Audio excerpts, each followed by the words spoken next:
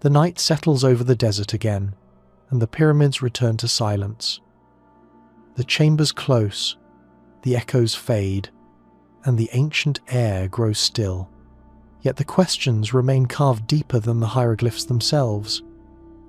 Every discovery, every scan, every fragment of stone leads to another doorway that will not open. We measure, we record, we theorize, but the answers drift just beyond reach, like stars reflected in water. Perhaps that is the true purpose of these monuments. Not to be solved, but to remind us that mystery still exists. Beneath their precision lies something human wonder, patience, faith in eternity. As the sands shift and the centuries turn, the pyramids keep breathing quietly in the dark, keeping their secrets intact. And maybe that is enough to listen, to imagine, and to remember that even silence can speak if we wait long enough to hear it. Beneath the Queen's Chamber. In 1993, deep inside the Great Pyramid of Giza, an engineer named Rudolf Gantenbrink lowered a small robot called Upuaut II into a narrow stone passageway no wider than a human shoulder. The shaft, angled upward from the Queen's Chamber, had never been explored. Centuries of dust muffled every movement as the robot's tiny wheels creaked along the limestone floor. Viewers in the control room watched a grainy black and white image flicker across the monitor.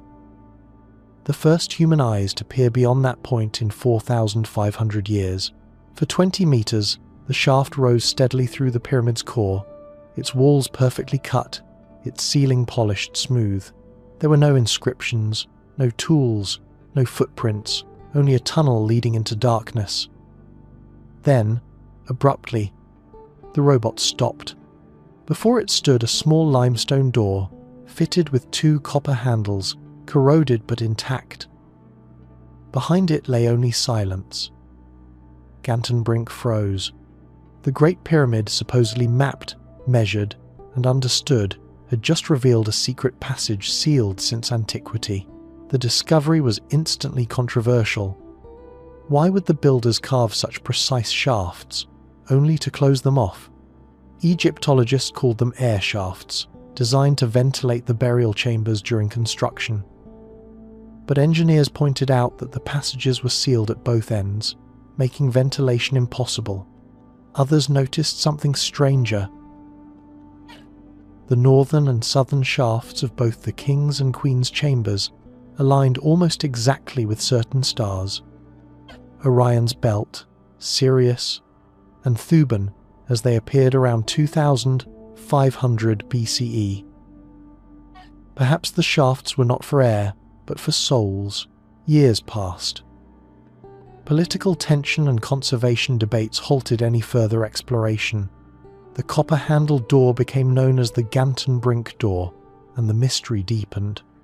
Only in 2002 did a new mission, the Pyramid Rover project, return to the shaft. A delicate fibre-optic drill bored a hole just wide enough for a camera lens. The world watched live as the image resolved a second stone door only centimetres behind the first. No chamber, no treasure, just another blockade in the darkness. Archaeologists were puzzled. If it were merely a dead end, why construct it with such precision? Micro-CT scans later revealed traces of metal pins embedded in the limestone, suggesting a mechanical purpose, perhaps a locking or symbolic mechanism. The copper handles, when analysed, showed a high purity level inconsistent with typical Old Kingdom metallurgy. Whoever crafted them, they knew exactly what they were doing. In 2011, a newer robot Jedi entered the shaft with miniature ultrasonic sensors. It transmitted high-resolution images of red ochre markings painted on the reverse of the first door. Egyptologists recognized these as masons' control marks, rarely found in finished areas. The implication was unsettling. The workers who sealed this tunnel expected no one ever to see their marks again. To this day, no one has reached the space beyond the second door. The tools that could do so safely risk damaging the structure itself. Computer modeling shows that the shaft might continue another several meters, perhaps meeting another corridor or a cavity designed for ritual resonance. Some physicists even speculate that the shaft's angle corresponds to the trajectory of a stellar ray entering the pyramid at the summer solstice, part of a celestial alignment used to time the burial of the king. For now, the chamber remains closed. The copper handles are dull, the air unmoving, but within that sealed limestone pocket lies the first untouched surface since the pyramid's completion. A message, or perhaps a silence, preserved across 45 centuries. Every few years a new proposal surfaces. A fiber laser, a neutrino scan, a micro drone small enough to slip through a crack. The pyramid waits, patient as ever. Beneath millions of tons of stone, a robot's lens once paused before two copper handles in the dark, and humankind has been staring back ever since. In 2017, a team of physicists revealed something that changed how we see the Great Pyramid of Giza, not through excavation or myth, but through particles from space. Their project, called Scan Pyramids, joined the HIP Institute of France and Cairo University under the guidance of Mehdi Tayyoubi and Hani Hilal. Their instrument was not a drill or camera, but muon tomography, a technology that reads the invisible tracks of cosmic ray particles as they pass through solid matter. Muons travel endlessly, slowed only by density. When millions are recorded, empty spaces appear as bright patterns of light against the stone. Months of measurements were collected from detectors placed in the Queen's chamber, at the pyramid's base, and outside on the north face. When the data merged, an unmistakable shape emerged above the steep passage known as the Grand Gallery. An enormous cavity, roughly 30 meters long and 6 meters high, centered along the pyramid's axis. It was as if a second Grand Gallery had been hidden directly above the first, invisible since the time of Khufu. The scientists hesitated before speaking publicly. Earlier claims of hidden chambers had often collapsed under scrutiny, yet this one refused to vanish. Independent muon plates from Japan's Nagoya University confirmed identical readings. 3 independent viewpoints, 3 intersecting signals, 1 impossible conclusion. The Great Pyramid was not entirely solid after all. When Nature published the study in November 2017, the world paused. Some headlines spoke of a lost hall, others of a construction void. Egyptologists cautioned restraint, suggesting it might be a stress-relieving space, like the small cavities above the king's chamber designed to distribute weight. But engineers quickly noted a problem. Those 5 granite chambers already served that purpose. No additional hollow was needed so high above the structural line. The new space, vast and symmetric, had no mechanical reason to exist. If not structural, then symbolic. Ancient builders often aligned chambers with celestial markers, and the Grand Gallery's slope mirrors the path of Orion's belt rising in the dawn sky. The newly found void follows the same inclination, as if echoing that cosmic climb. Some theorists call it a mirror corridor, meant not for men but for the soul of the pharaoh ascending toward the stars. Still, the evidence remains silent. No tunnel connects the void to any known passage. Radar shows only sealed limestone on every side. The cavity may be filled with fine desert dust, or perfectly empty, a vacuum of history. The instruments cannot yet tell. In 2023, refined detectors placed deeper inside the Queen's chamber recorded sharper muon patterns and even subtle gradients suggesting 2 zones within the space, perhaps divided by an inner wall. Each attempt to model its shape adds precision but not understanding. Archaeologists face a paradox. To learn more would require penetration, yet any physical intrusion could destabilize the world's most enduring monument. Robotic micro-drones small enough to pass through mortar seams are being designed, but permission has never been granted.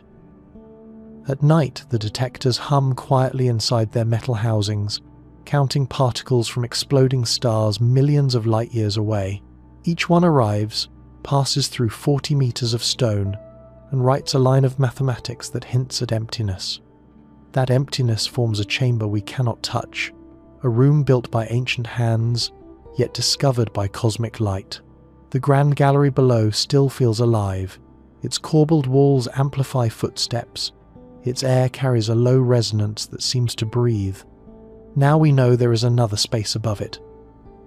A silent reflection that no human has entered. The pyramid, it seems, keeps two stairways. One we can walk, and one only the heavens can see. And somewhere between them, sealed within millions of tons of limestone, the hidden void endures a volume of pure mystery, waiting for the courage of a new age to listen again. In July of 2018, construction workers digging the foundations of a new apartment complex in Alexandria, Egypt, struck something solid just 12 feet below ground. The excavation halted and the sand was brushed away. What emerged was a slab of black granite, seamless and immense, sealed with a plaster line that had not been disturbed in 2 millennia. The find measured 2.7 meters long, 1.5 meters wide, and 1.8 meters deep, weighing close to 30 tons. It was the largest intact sarcophagus ever found in the city that once bore the Library of the World. For centuries, rumours had lingered about hidden burials beneath modern Alexandria, the resting places of generals, scholars, and perhaps even Alexander the Great himself. The black granite coffin ignited that speculation anew. Its dimensions were monumental, its surface unmarked by name or hieroglyph, as if anonymity were part of its design. Nearby, a carved alabaster bust lay shattered, its face worn smooth by groundwater. No features remained to identify who once stared from its eyes. The Egyptian Ministry of Antiquities sent archaeologists, led by Dr. Mustafa Waziri, to investigate. Security barriers were raised, the press gathered. The coffin's dark sheen reflected floodlight and shadow alike. It took days to clear the surrounding soil, for the sarcophagus sat flush with the clay, sealed by time and salt. When at last they pried loose the limestone lid, a wave of foul-smelling air burst outward. Reporters stumbled back. One camera feed caught the moment technicians reeled away, coughing. The smell was described as ancient rot, a stench so heavy it seemed alive. Inside were 3 human skeletons, half submerged in a reddish-brown liquid.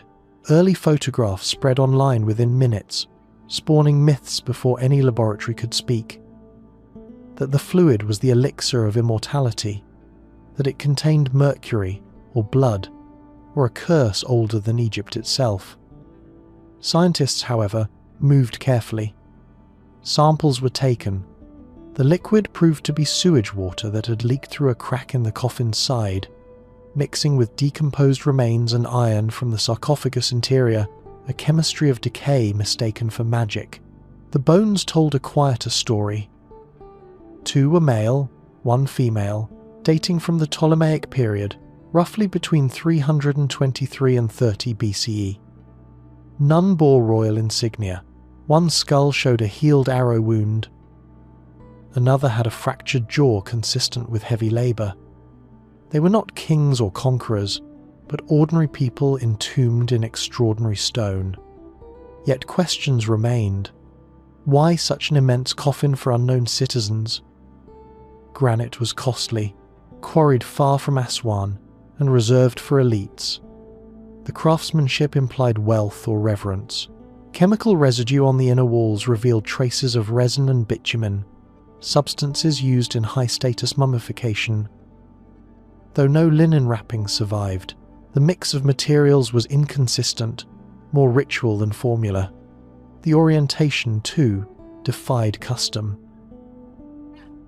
The coffin faced north-south rather than east-west, suggesting either haste or an unfamiliar funerary creed. When the skeletons were removed, workers noticed something subtle beneath them. A fine layer of silver dust, no thicker than breath. Under magnification, it proved to be mica, a mineral sometimes used to reflect light in ancient lamps. It clung to the base as though sprinkled with intention. No inscription explained it. The sarcophagus was resealed and moved to the Alexandria National Museum. Its interior sterilized, the bones catalogued as unidentified trio, Ptolemaic era. The black granite remains on display, mute and monumental, its surface still absorbing more light than it reflects.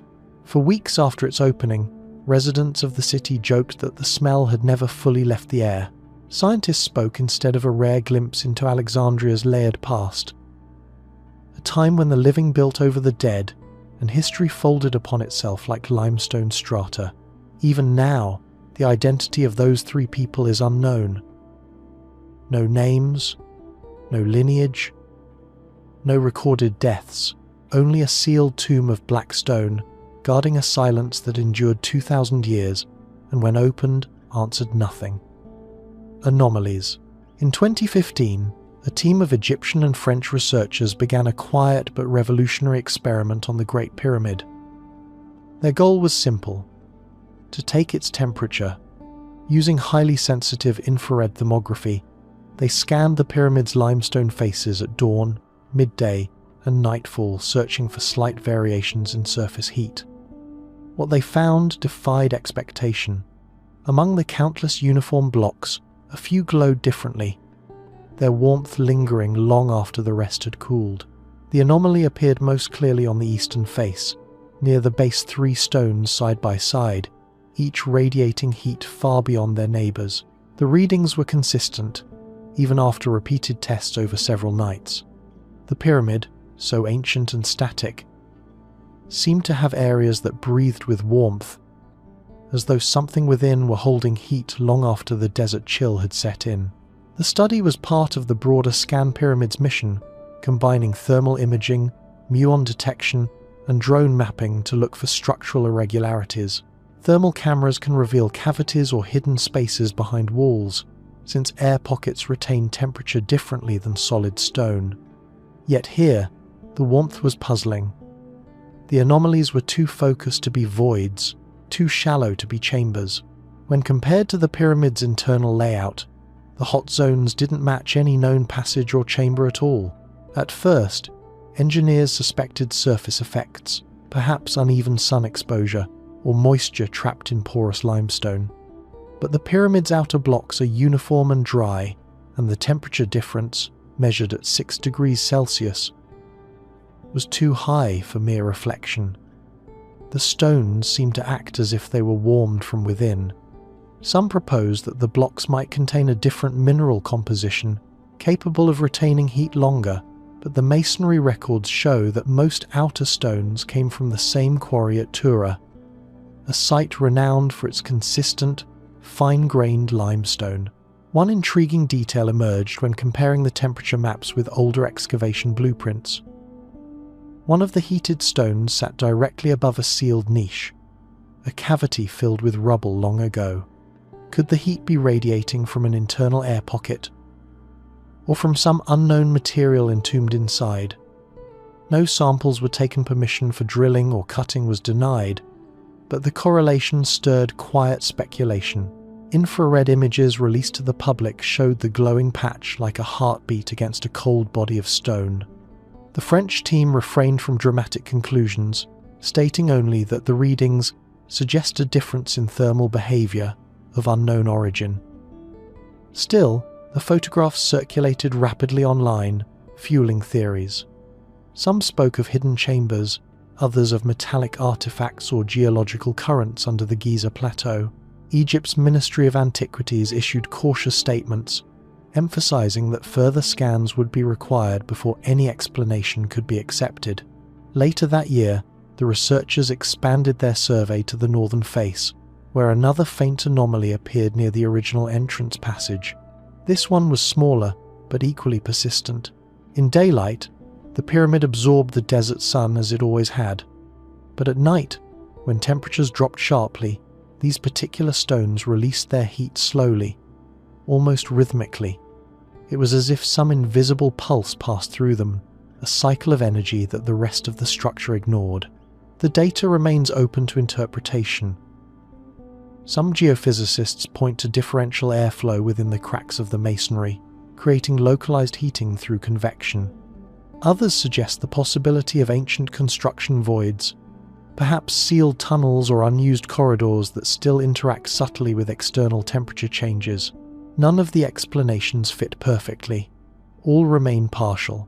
In 2022, new thermal cameras with higher sensitivity repeated the experiment. The same anomalies appeared unchanged after 7 years, unwavering in pattern, untouched by time. The pyramid stones had kept their quiet secret.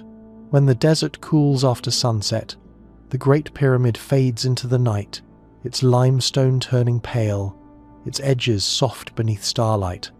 Yet in those few places, the warmth endures, unseen except through the eyes of science. Something beneath the surface remembers heat, holding it as the air turns cold, and still, no one knows why. For more than 4,000 years, the Great Pyramid of Giza has been known as the tomb of Pharaoh Khufu. Yet no trace of Khufu himself has ever been found inside it. His name appears carved above the king's chamber, scrawled in red paint by ancient workmen. His legacy towers 146 meters above the desert. But his body, the king's final presence, vanished somewhere between history and myth. Archaeologists have searched every known chamber. The king's chamber, deep within the pyramid, contains only a massive granite sarcophagus, lidless, uninscribed, and empty. Its interior shows no trace of a burial, no resin, no fragments of bone, no jewelry. The queen's chamber, smaller and lower, was once thought to hold his consort, but it too stands bare, the floor swept clean by centuries of explorers. Even the subterranean chamber, carved directly into the bedrock beneath the pyramid, reveals nothing but rough walls and still air. 3 chambers, 3 silences. The absence confounds logic. Every pharaoh of Egypt's old kingdom was entombed with care, sealed with treasures, rituals, and protective curses. Khufu's father, Sneferu, left 3 pyramids, each containing sarcophagi and fragments of funerary equipment. Khufu, however, left only perfection and emptiness. Some scholars believe his body was stolen in antiquity, long before Greek travellers first wrote of the pyramids. Others argue it was never placed there at all. Ancient historian Herodotus, writing in the 5th century BCE, claimed that Khufu was buried not inside the pyramid, but on a hidden island beneath it, surrounded by water flowing through man-made channels. His account, dismissed for centuries as legend, has gained faint echoes in modern research. Ground-penetrating radar has detected hints of subterranean anomalies below the structure pockets of differing density. Voids that could once have held shafts or tunnels now filled with debris. None have yet been excavated. In 1837, British explorer Colonel Howard Vyse blasted open sealed cavities above the king's chamber and found the red-painted marks bearing Khufu's royal cartouche. For him, this was proof that the pyramid truly belonged to the pharaoh. Yet even then, there was no sign of a burial. The sarcophagus had already been opened since antiquity. When Vyse's men struck the granite lid, they found it fractured, as though pried loose by force thousands of years earlier. The problem extends beyond theft. No written record from the pyramid texts, no temple inscription, and no funerary papyrus describes Khufu's actual interment. The rituals that guided a soul to the afterlife are well documented for later dynasties, but for Khufu nothing. A void of documentation mirrors the physical void inside his tomb. Modern theories suggest his mummy might have been hidden elsewhere for protection, perhaps within a subsidiary pyramid nearby. 2 smaller pyramids stand just east of the Great Pyramid, once believed to house royal queens. Excavations there found fragments of wooden coffins and bones, but none belonging to a male of Khufu's lineage. Another hypothesis places his remains in an undiscovered chamber, sealed behind the king's chamber itself. perhaps one of the thermal anomalies identified by the 2015 infrared scans. If such a cavity exists, it remains inaccessible, buried beneath solid granite slabs weighing dozens of tons. In museums, fragments attributed to Khufu are few. A small ivory statuette barely 8 centimeters tall, a copper tool, and inscriptions from quarry workers. Nothing more. For a ruler who commanded 10,000 men and reshaped the horizon, his physical legacy could fit into a single box. Perhaps his tomb was never meant to hold a body at all. Some Egyptologists interpret the Great Pyramid as a symbolic resurrection machine, a monument to divine ascent rather than human burial. Its internal geometry shafts aligning with Orion, chambers stacked like steps of the cosmos, could have represented rebirth into the stars. Whether stolen, hidden, or transcended, the result is the same. Khufu is missing. Its pyramid stands flawless, its summit touching the edge of heaven. Yet its purpose remains unfinished. The king who built eternity left behind only a chamber of air, a silence that has outlasted all words. In the autumn of 2020, as Egypt reopened its archaeological sites after months of silence, a team digging near the step pyramid of Djoser at Saqqara made an extraordinary find. Beneath layers of sand and clay, they uncovered dozens of sealed wooden coffins, stacked neatly in burial shafts more than 10 meters deep. The coffins were painted in vivid blues, reds, and golds colors still bright after 2,500 years. When opened, each revealed a perfectly preserved mummy. Hands crossed, eyes outlined in black coal. For archaeologists, it was one of the richest discoveries in decades. But what followed unsettled even the most rational minds on the team. Shortly after the tomb's first opening, several workers reported sudden nausea and shortness of breath. One man collapsed, claiming the air felt heavy. The shafts were immediately sealed and tested for toxic gases, but none were found. Over the next week, 3 members of the excavation team fell ill with identical symptoms: fever, disorientation, a metallic taste in the mouth. Laboratory results showed no infection, no chemical cause. The locals whispered what the scientists refused to say aloud. Saqqara has long been called the necropolis of silence, a burial ground older than the Giza Plateau itself. Its catacombs stretch for miles, containing thousands of mummified humans and animals. Many of its tombs were sealed during the late period of Egyptian history, around the 6th century BCE, when protective rituals grew increasingly complex. Hieroglyphic warnings carved above entrances spoke directly to intruders. Death will come on swift wings to him who disturbs the peace of the dead. The newly opened coffins bore similar markings. On one lid, written in faded ink, was the phrase, "Beloved of Ptah," sealed against evil winds. Archaeologists noted this not as superstition but as evidence of religious practice, prayers meant to safeguard the deceased's journey into eternity. Yet the coincidence of illness and inscription left its mark. Newspapers called it the Saqqara Curse. The Ministry of Antiquities, eager to avoid panic, issued calm statements citing environmental causes: ancient spores, trapped humidity, low oxygen levels, all plausible, none proven. Among the coffins was one larger and more ornate than the rest, decorated with a falcon-headed mask of gilded wood. Inside lay the mummy of a priest named Ankh-Khonsu, wrapped in linen thick with resin. Tucked within his bindings were small amulets of carnelian and lapis lazuli, inscribed with spells from the Book of the Dead invocations to open the mouth of the spirit, to breathe again in the afterlife. When conservators unwrapped the chest layers for X-ray imaging, they found something rare. The faint outline of a metallic plate embedded near the ribcage, unlike any amulet previously recorded. The metal was copper alloy, beaten thin as paper, engraved with geometric lines that no scholar could translate.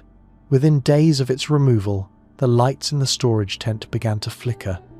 The following morning, humidity sensors failed, and the air inside the conservation lab registered a rise of 6 degrees Celsius overnight, the same anomaly once observed inside the Great Pyramid itself. Nothing caught fire. No heat source was found. The phenomenon lasted less than an hour and never repeated. Skeptics attribute it to faulty wiring or to the residual gases from the resin reacting with the air. But the workers who had collapsed earlier refused to return underground. They said the air had a low hum, like wind through stone, even when the shafts were sealed. Today, the Saqqara tombs remain under study, their artifacts stored safely in climate-controlled vaults. Scientists continue to test the resin, the linen, and the air itself for answers. None have yet explained the sickness, the heat, or the strange plate that bears markings older than the language around it. The official report lists no supernatural findings, only environmental anomalies of undetermined origin, but locals still avoid the dig site after dark. They say the wind over the desert changes tone near the shaft entrance, as though the buried are whispering their displeasure through the sand. In 2005, deep within the restoration tunnels of the Step Pyramid of Djoser, engineers from Egypt's Supreme Council of Antiquities made a strange discovery. While reinforcing a collapsed passage near the pyramid's base, they uncovered fragments of copper and wood embedded in the limestone wall. At first, the pieces looked like debris from ancient tools, but closer inspection revealed something unexpected. The remains of a hinge and pulley system, precisely fitted into the masonry, a design far more advanced than anyone believed possible in 2600 BCE. The Step Pyramid, built by the architect Imhotep, is considered the world's first large-scale stone monument. Its internal layout is a maze of shafts and corridors, many sealed for thousands of years. The copper fragments were found behind a false wall that had once concealed a pivoting stone door, still partially intact. The hinge sockets showed clear rotation marks, polished smooth by repeated motion. When reassembled digitally, the mechanism appeared to have allowed a massive block weighing nearly a ton to swing open effortlessly. This challenged long-held assumptions about Old Kingdom engineering. Copper, while known in Egypt, was rarely used structurally. Its softness made it impractical for load-bearing mechanisms. Yet here, it was shaped into fine joints, balanced with stone counterweights, and mounted with mathematical precision. The wood, identified as cedar from Lebanon, had survived in dry air pockets, protected from decay. Radiocarbon testing placed it at roughly 4,600 years old, confirming it belonged to the pyramid's original construction. Archaeologists debated its purpose. Some believed it was part of a security system, designed to seal burial passages once the pharaoh's body was interred. The smooth grooves suggested it could be locked from inside, implying a mechanism operated during the funeral itself. Others proposed it was ceremonial, a symbolic doorway between worlds, mirroring religious texts that describe the soul passing through gates guarded by spirits. The copper's workmanship was extraordinary. Electron microscopy revealed consistent hammering patterns, as though crafted with calibrated strikes rather than random blows. Each curve followed a geometric ratio identical to the pyramid's slope, a hidden echo of the monument's design. Engineers reconstructed the model and demonstrated that the mechanism could raise and lower a block silently, using tensioned rope and gravity alone. Still, no written record describes such technology. The discovery remains a rare physical clue that the builders of Egypt's earliest pyramid understood mechanical motion centuries before classical civilizations documented it. For some, it redefines Imhotep not only as an architect but as one of humanity's first engineers. After the fragments were removed, a new corridor scan revealed more cavities sealed by similar pivoting stones. Their internal copper pins still glinted beneath millennia of dust. The restoration team chose to leave them untouched, sealing the entrance again for stability. No further mechanical devices have been recovered since. Today, the reassembled hinge rests in a glass case inside the Imhotep Museum at Saqqara. Visitors often walk past without noticing it, mistaking it for a simple tool. Few realize they are looking at one of the earliest examples of moving architecture. A door that once opened, not just stone, but belief. When the desert wind passes through the pyramid's cracks, it sometimes hums at the same pitch as a taut copper wire. Some engineers dismiss it as coincidence. Others wonder if the resonance is the echo of a design so precise that even time still obeys its rhythm. During the late 1990 seconds, a research team studying the Great Pyramid's outer casing noticed something peculiar. One block near the upper tiers, barely visible without scaffolding, shimmered differently under light. When samples were analysed, the block revealed an unusually high concentration of diorite, one of the hardest rocks on Earth. Diorite cannot be shaped with copper tools, the only metal known to Old Kingdom craftsmen. Yet this block had been carved, fitted, and polished as if it were soft clay. Diorite ranks nearly as hard as granite on the Mohs scale. Even modern diamond blades struggle to cut it cleanly. For ancient builders armed only with stone hammers and copper chisels, shaping diorite in large quantities should have been impossible. Yet there it was, not a decorative inlay, but a full structural block embedded among ordinary limestone. Its surfaces were mirror smooth, its edges precise to less than a millimetre. When viewed up close, faint circular striations appeared across its face, as though carved by a rotating tool. The anomaly was first documented by geologist Dr. Thomas Eigner and confirmed by petrographic analysis at Cairo University. The diorite's composition matched that of rock formations found near Aswan, more than 800 kilometers to the south, a quarry known for its granite, but not for pure diorite deposits. Transporting such material would have required moving a block of several tons across the Nile's cataracts, then lifting it hundreds of feet up the pyramid's side. The logistical effort alone made little sense for a single hidden stone.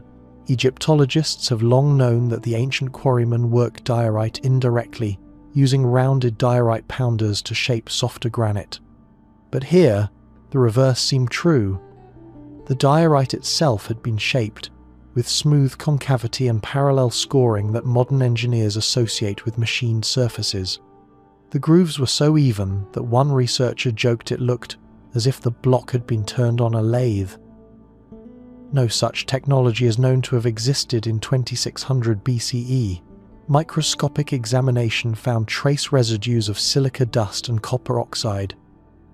Some experimental archaeologists propose a simpler explanation that the block was pre-weathered, fractured by heat, and then ground smooth using sand slurry and repetitive polishing.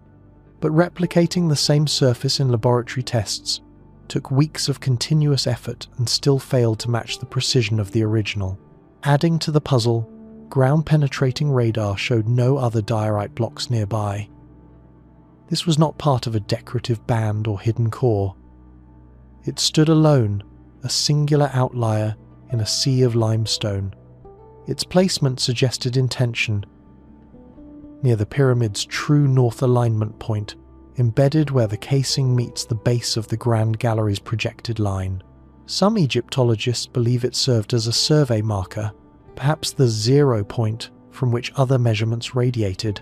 Others see it as symbolic, a stone meant to represent permanence, eternity, or divine indestructibility. But the fact remains, its method of carving has never been duplicated under authentic Old Kingdom conditions. Today, that diorite block is rarely mentioned in public tours. It remains high above the ground, unreachable, visible only to those who know where to look.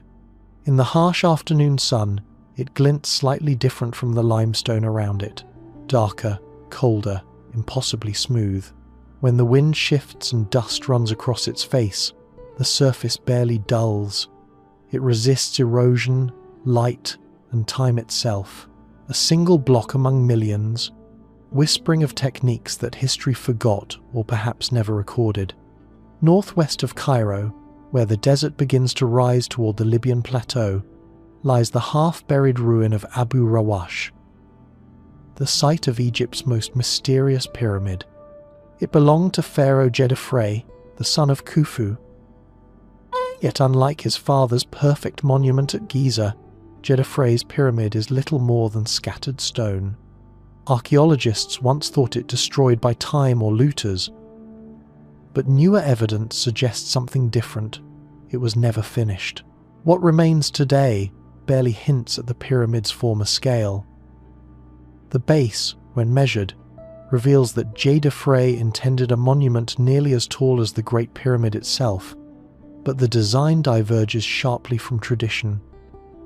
Instead of building on the plateau's flat bedrock, the architects carved directly into the hill, integrating the natural slope into the core. This would have given the structure a unique appearance, part stone, part mountain, as though the earth itself were rising to meet the sky. Excavations in the 1,990 seconds uncovered foundation trenches, fragments of casing stones, and evidence of an underground chamber complex unlike any other known pyramid. The passages descend steeply before turning at precise angles, ending in a rough-hewn cavity that shows no sign of having ever received a sarcophagus. The chamber's walls bear unfinished tool marks, suggesting that construction stopped abruptly. Around the site, archaeologists found hundreds of finely carved granite blocks, some weighing over 50 tons, left abandoned where they fell, as if a massive building project had been frozen mid-motion. Why the pyramid was halted remains unknown. Historical records from the 4th dynasty offer few clues.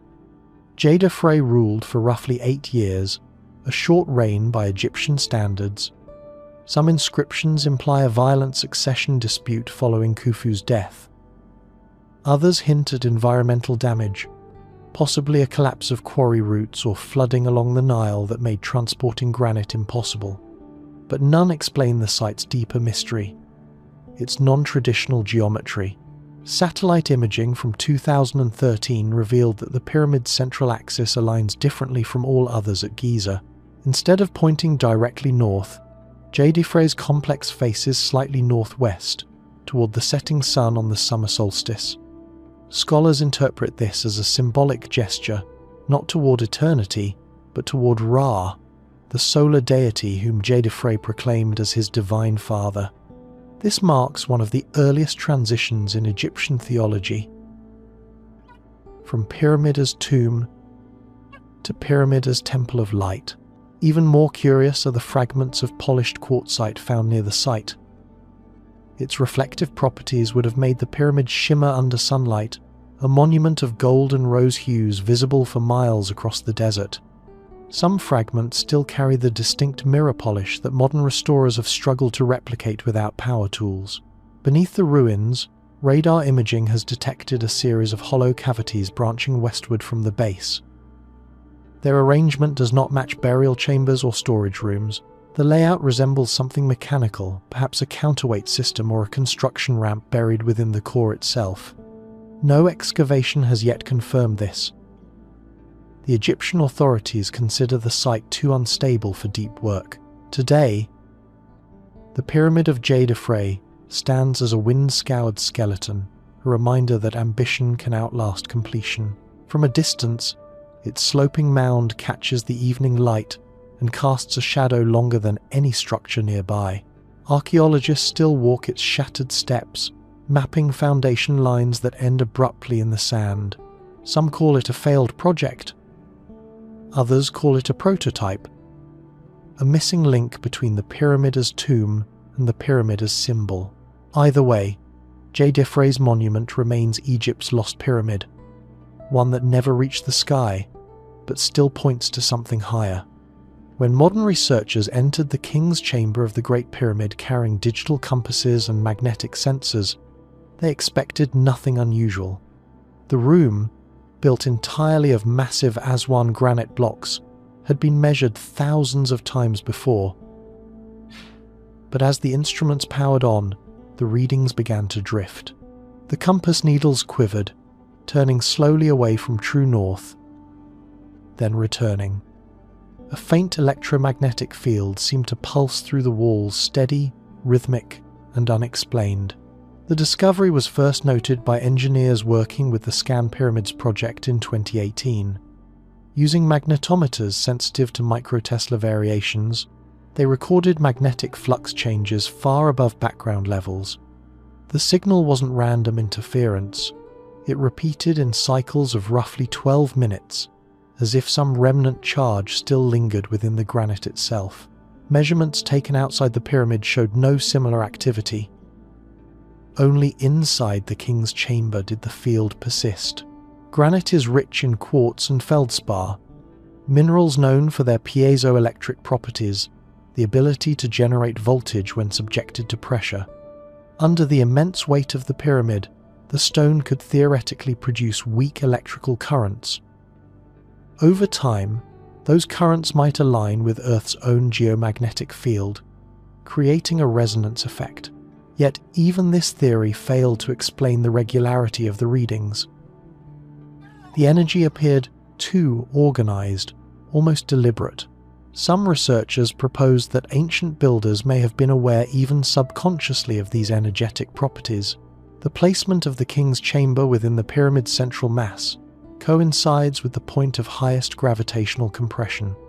When the Earth's daily temperature cycle expands and contracts the surrounding stone, microscopic stresses could activate those piezoelectric minerals, releasing measurable electromagnetic pulses.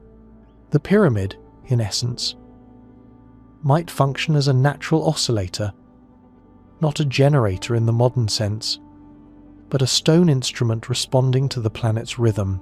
When tested acoustically, the chamber revealed more patterns. At low frequencies around 121 Hz, the granite vibrated in harmonic resonance, amplifying sound waves that matched the magnetic fluctuations almost perfectly.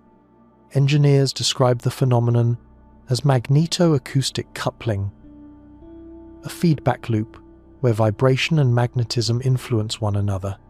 To stand inside the chamber during these tests is to feel a subtle trembling underfoot, a hum that seems to rise from the rock rather than the air. Egyptologists caution that no evidence suggests any ritual use of electromagnetism in ancient times.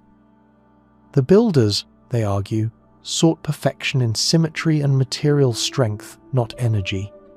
Yet the coincidence remains striking.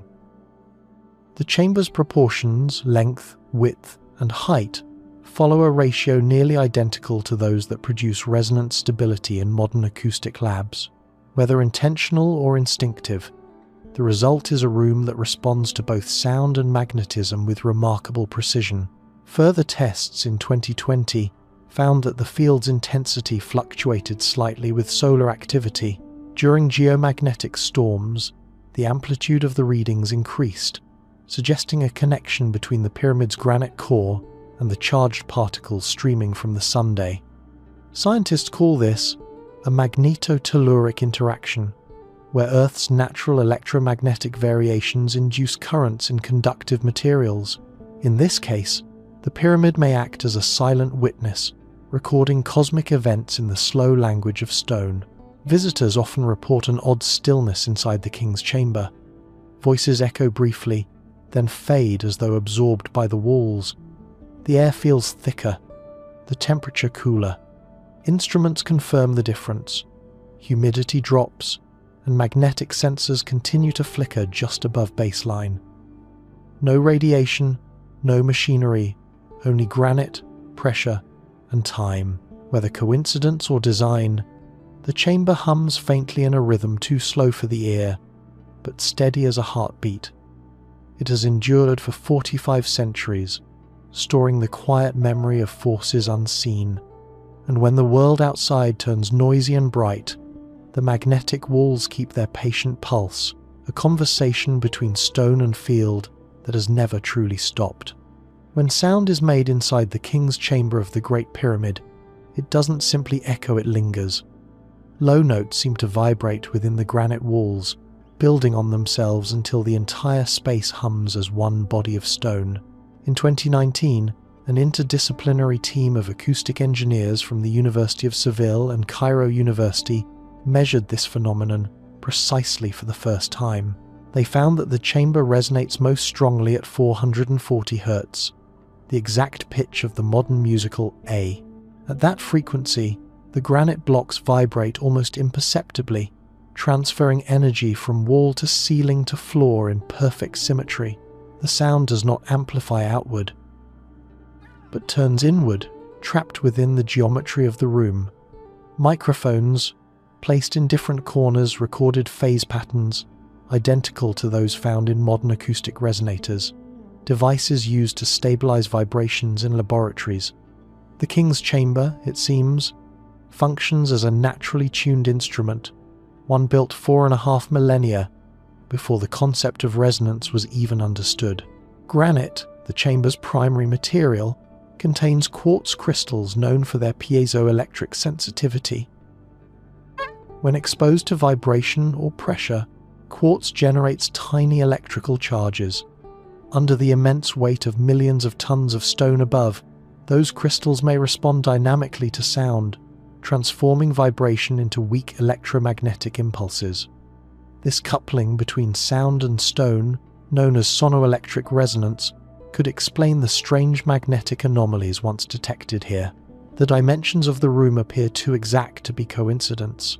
Its ratio of length to height, approximately 2:1, 618, matching the golden section, allows for perfect standing waves to form when sound hits the walls. When monks chant or engineers test tones, the air itself seems to shimmer. Even the granite sarcophagus contributes. Hollow and open, it resonates 1 octave below the chamber's main tone, creating a harmonic that deepens the overall vibration. Historical texts never mention this property directly. Ancient builders left no instructions for tuning the pyramid, yet numerous temples of later dynasties at Abydos, Dendera, and Philae contain rooms designed with similar proportions, where low chanting amplifies naturally. Some Egyptologists now believe the King's Chamber inspired this tradition, turning the pyramid into not just a tomb, but a harmonic vessel, where voice and architecture join to symbolize rebirth. In 2020, further experiments used precision speakers to sweep frequencies across the chamber. When tones between 430 and 450 Hz were played, the sound level inside rose sharply. Even when the input power was reduced, the walls vibrated in unison, producing an audible beat, a pulse of roughly 1 cycle per second. Researchers described it as a self-sustaining hum, one that continued faintly after the external sound stopped. No hidden machinery explains it. It is the result of geometry alone, of a space so exact that the air within it becomes an instrument. Some physicists speculate that this resonance might have practical side effects. Low-frequency vibrations can subtly ionize air particles, creating sensations of heaviness or calm. Visitors who describe feeling charged or lightheaded inside may simply be responding to an ancient architectural frequency still active today. The sound is not loud. It is felt more than heard: a pressure behind the ribs, a tremor along the skin. When silence returns, the mind adjusts slowly, as if something continues to hum just below thought. No one knows if the builders intended this, or if it is a cosmic accident written into stone. But for those who stand within the King's Chamber and sing even a single note, the air itself becomes witness, an ancient vibration, alive in the dark, still echoing through the geometry of eternity. Beneath the Pyramid of Khafre, hidden below the wind-scoured plateau of Giza, lies a narrow corridor that descends into darkness and ends without explanation. It was rediscovered in the late 19th century by British explorer John Perring, who followed a small opening at the base of the pyramid's north face. What he found has puzzled archaeologists for more than a century. A perfectly carved passage that leads deep into bedrock, then simply stops. The tunnel begins modestly, a steep incline only large enough for a crouching person to enter. Its walls are smooth, the limestone carefully polished, showing none of the tool marks found in unfinished shafts elsewhere. For more than 30 meters, it descends at a consistent angle of about 26 degrees, like the start of an intentional descent into an underground chamber. But there is no chamber, only a dead end. The tunnel terminates abruptly in a flat wall of solid stone, as though construction had been halted mid-strike. No inscriptions mark the place, no debris or rubble fills the terminus. It is simply complete and unfinished at once. Early Egyptologists assumed it was an abandoned burial corridor, a failed attempt to create a lower tomb chamber before the builders changed plans. Yet the precision of the work challenges that idea. The tunnel's ceiling and floor are perfectly parallel. Its corners are square to within millimeters. Such care would be unnecessary for a project meant to be discarded.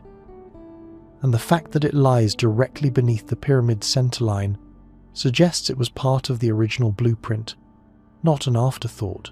In 1934, a team from the Egyptian Antiquities Department re-examined the shaft using new measuring tools. They noted that its direction pointed almost exactly toward the ancient Nile's westward bend, a location that may have held symbolic significance, the place where the sun died each evening behind the western hills. Perhaps, they speculated, the tunnel was never meant to hold a body at all, but to symbolize descent into the underworld, a passage not for the dead pharaoh's remains but for his spirit. Modern radar imaging has deepened the mystery further. Surveys conducted between 2009 and 2015 detected density variations behind the terminal wall, faint echoes suggesting either small cavities or layers of looser stone beyond the apparent endpoint. Some engineers proposed that the passage might have been sealed intentionally, its continuation hidden by a solid blocking stone that now appears seamless under centuries of pressure. If true, there could be another chamber behind it, one still undiscovered. Yet excavation has never been allowed. The site's age and structural fragility make drilling dangerous. The floor trembles under even minor vibration, and the pyramid above bears millions of tons of stone resting on narrow bedrock ledges. For now, the wall remains untouched. Those who have entered the tunnel describe a peculiar silence at its end, deeper than normal quiet, a kind of pressure that dulls sound itself. Temperature sensors show a slight but persistent drop of 2 degrees Celsius near the terminal wall, though the cause is unknown. It is easy to imagine that whoever carved this descent meant for it to remain unfinished, a symbolic gesture frozen in stone. The pharaohs built monuments to eternity. Perhaps this one built an eternal question. Today, the entrance is barred by an iron gate, accessible only to researchers. Beneath the sunlit pyramid that towers above, the tunnel still waits in its dark slant, ending in a wall that might not be an ending at all. Deep beneath the Great Pyramid lies a space that feels different from all others, colder, rougher, more human. Known simply as the subterranean chamber, it is carved directly into the limestone bedrock, far below the structure's center. Unlike the polished granite rooms above, this chamber is crude, unadorned, and silent. Its ceiling hangs low, its walls bear the marks of chisels stopped mid-stroke. For centuries, no one could agree on whether it was the pyramid's first chamber or its forgotten experiment. Early explorers who entered through the descending passage described a suffocating darkness. The air grew heavy as they descended the long, steep tunnel, its smooth walls tapering into a space barely large enough to stand. At the end, the floor opened into a rectangular pit about 11 meters by 8. The unfinished chamber itself. Near one corner, a deep shaft had been started, a narrow square cut, dropping vertically several meters into the rock before stopping abruptly, filled now with dust and debris. It led nowhere. Archaeologists believe this was Khufu's first intended burial chamber, begun when construction of the pyramid commenced. At that early stage, the builders may have planned a traditional tomb beneath ground level, as earlier pharaohs had done. But as the structure rose, the design evolved. Perhaps the engineers realized the bedrock floor was too fractured to bear the load of a complete substructure. Or perhaps Khufu himself ordered the burial chamber moved upward toward the heart of the pyramid, transforming the monument from an underground tomb into a celestial one. Whatever the reason, work here stopped instantly and completely. Tool marks still line the walls, as if the workers laid down their copper chisels and never returned. The ceiling remains uneven, flecked with crystalline veins of limestone. When archaeologist Flinders Petrie surveyed it in 1881, he noted how precise the walls remained despite their unfinished state, each corner perfectly aligned to the pyramid's north-south axis. Even abandonment, it seemed, was executed with precision. No objects were found inside, no carvings, no inscriptions, not even the faint traces of a burial attempt. The only evidence of human presence lies in the flicker of torch soot on the ceiling, likely left by ancient robbers or early explorers. The floor's uneven pit collects condensation that drips from the ceiling during rare humid days, giving the illusion that the chamber breathes. Instruments have recorded minute air pressure changes between this space and the passage above, suggesting a subtle exchange with the upper corridors. Some researchers think this incomplete hall may have served as a ritual rehearsal, a prototype to test alignment and slope, before the final chambers were built higher in the pyramid. Others propose it was intentionally left unfinished as part of the pyramid's symbolism. The underworld beneath the pharaoh's ascent, the shadow counterpart to the shining king's chamber above. In Egyptian cosmology, the journey to the afterlife begins underground, in darkness, before rising toward light. The pyramid, viewed this way, embodies both realms in its very architecture. When lights are switched off today, the subterranean chamber reverts to its original state, a pure blackness. Even sound seems to fade inside, absorbed by rough limestone. The temperature hovers around 20 degrees Celsius, unchanged for millennia. Standing there, one feels not inside a room, but inside the planet itself. The chamber ends with no doorway, no passage, no exit, just a smooth wall of unfinished rock. Yet the absence feels intentional, as if completion would have broken some unspoken law of eternity. It is a tomb without a body, a room without a purpose, and perhaps the most honest chamber in all of Egypt, a monument to the moment when human ambition met the edge of stone and stopped. In 2019, during a conservation survey inside the Great Pyramid's upper chambers, a team from the Czech Institute of Egyptology made a discovery that rewrote a quiet part of Giza's story. Behind layers of centuries-old dust and salt deposits, faint red hieroglyphs were found on the backside of the granite blocks, markings invisible from any accessible corridor. These were not decorative carvings meant for public view. They were builders' marks, drawn by the original workers before the blocks were sealed into place, unseen by human eyes for more than 40 centuries. To reach them, the team used an endoscopic camera inserted through small joints between the ceiling stones of the king's chambers, relieving spaces. The narrow cavities above the burial room designed to distribute the pyramid's weight. When the light flicked on, it revealed thin red pigment streaks, circles, and hieroglyphic signs. Some were simple mason's guides, notations of orientation, quarry teams, or block numbers. But others were more cryptic symbols referring to gods rarely associated with Khufu's reign, including obscure forms of Sopdu and Khnum, deities of creation and air. The writing style matched other construction graffiti found in Howard Weiss's 1837 discovery in the upper chambers, where Khufu's royal cartouche had first been identified. But these new marks appeared older, rougher, drawn with freer hand, perhaps belonging to the first crews to lay the foundation blocks. Radiographic pigment testing confirmed that the ochre used contained iron oxide and hematite, identical to quarry paint found near Aswan, implying that the same workers who cut the granite likely inscribed it on-site before transport. What unsettled researchers wasn't just the age of the symbols, but their placement. They were located behind structural stones in areas never meant to be opened or seen.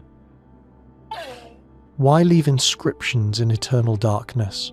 Some Egyptologists suggest they were ritual markings, blessings placed to sanctify the stones before sealing them. Ancient Egyptian builders often invoke divine protection over their work, particularly when constructing tombs intended to last for eternity. To write a god's name on the unseen side of a block was to bind its presence within the structure itself. Other specialists think the mark served a mathematical or astronomical purpose. Certain hieroglyphs align precisely with the internal grid used to plan the pyramid's slope. The numbers and direction indicators matching stellar coordinates used to align the north-south axis. These hidden symbols may have been part of a larger engineering code, a blueprint left in pigment rather than papyrus. In one cavity, a symbol resembling a red spiral caught special attention. It appeared beside 3 short vertical lines, a grouping unknown in Khufu's standard inscriptions. Some linguists interpret it as a simplified version of the hieroglyph for Ka, the vital spirit. If correct, the spiral might represent breath, an invocation to sustain the pharaoh's life beyond death.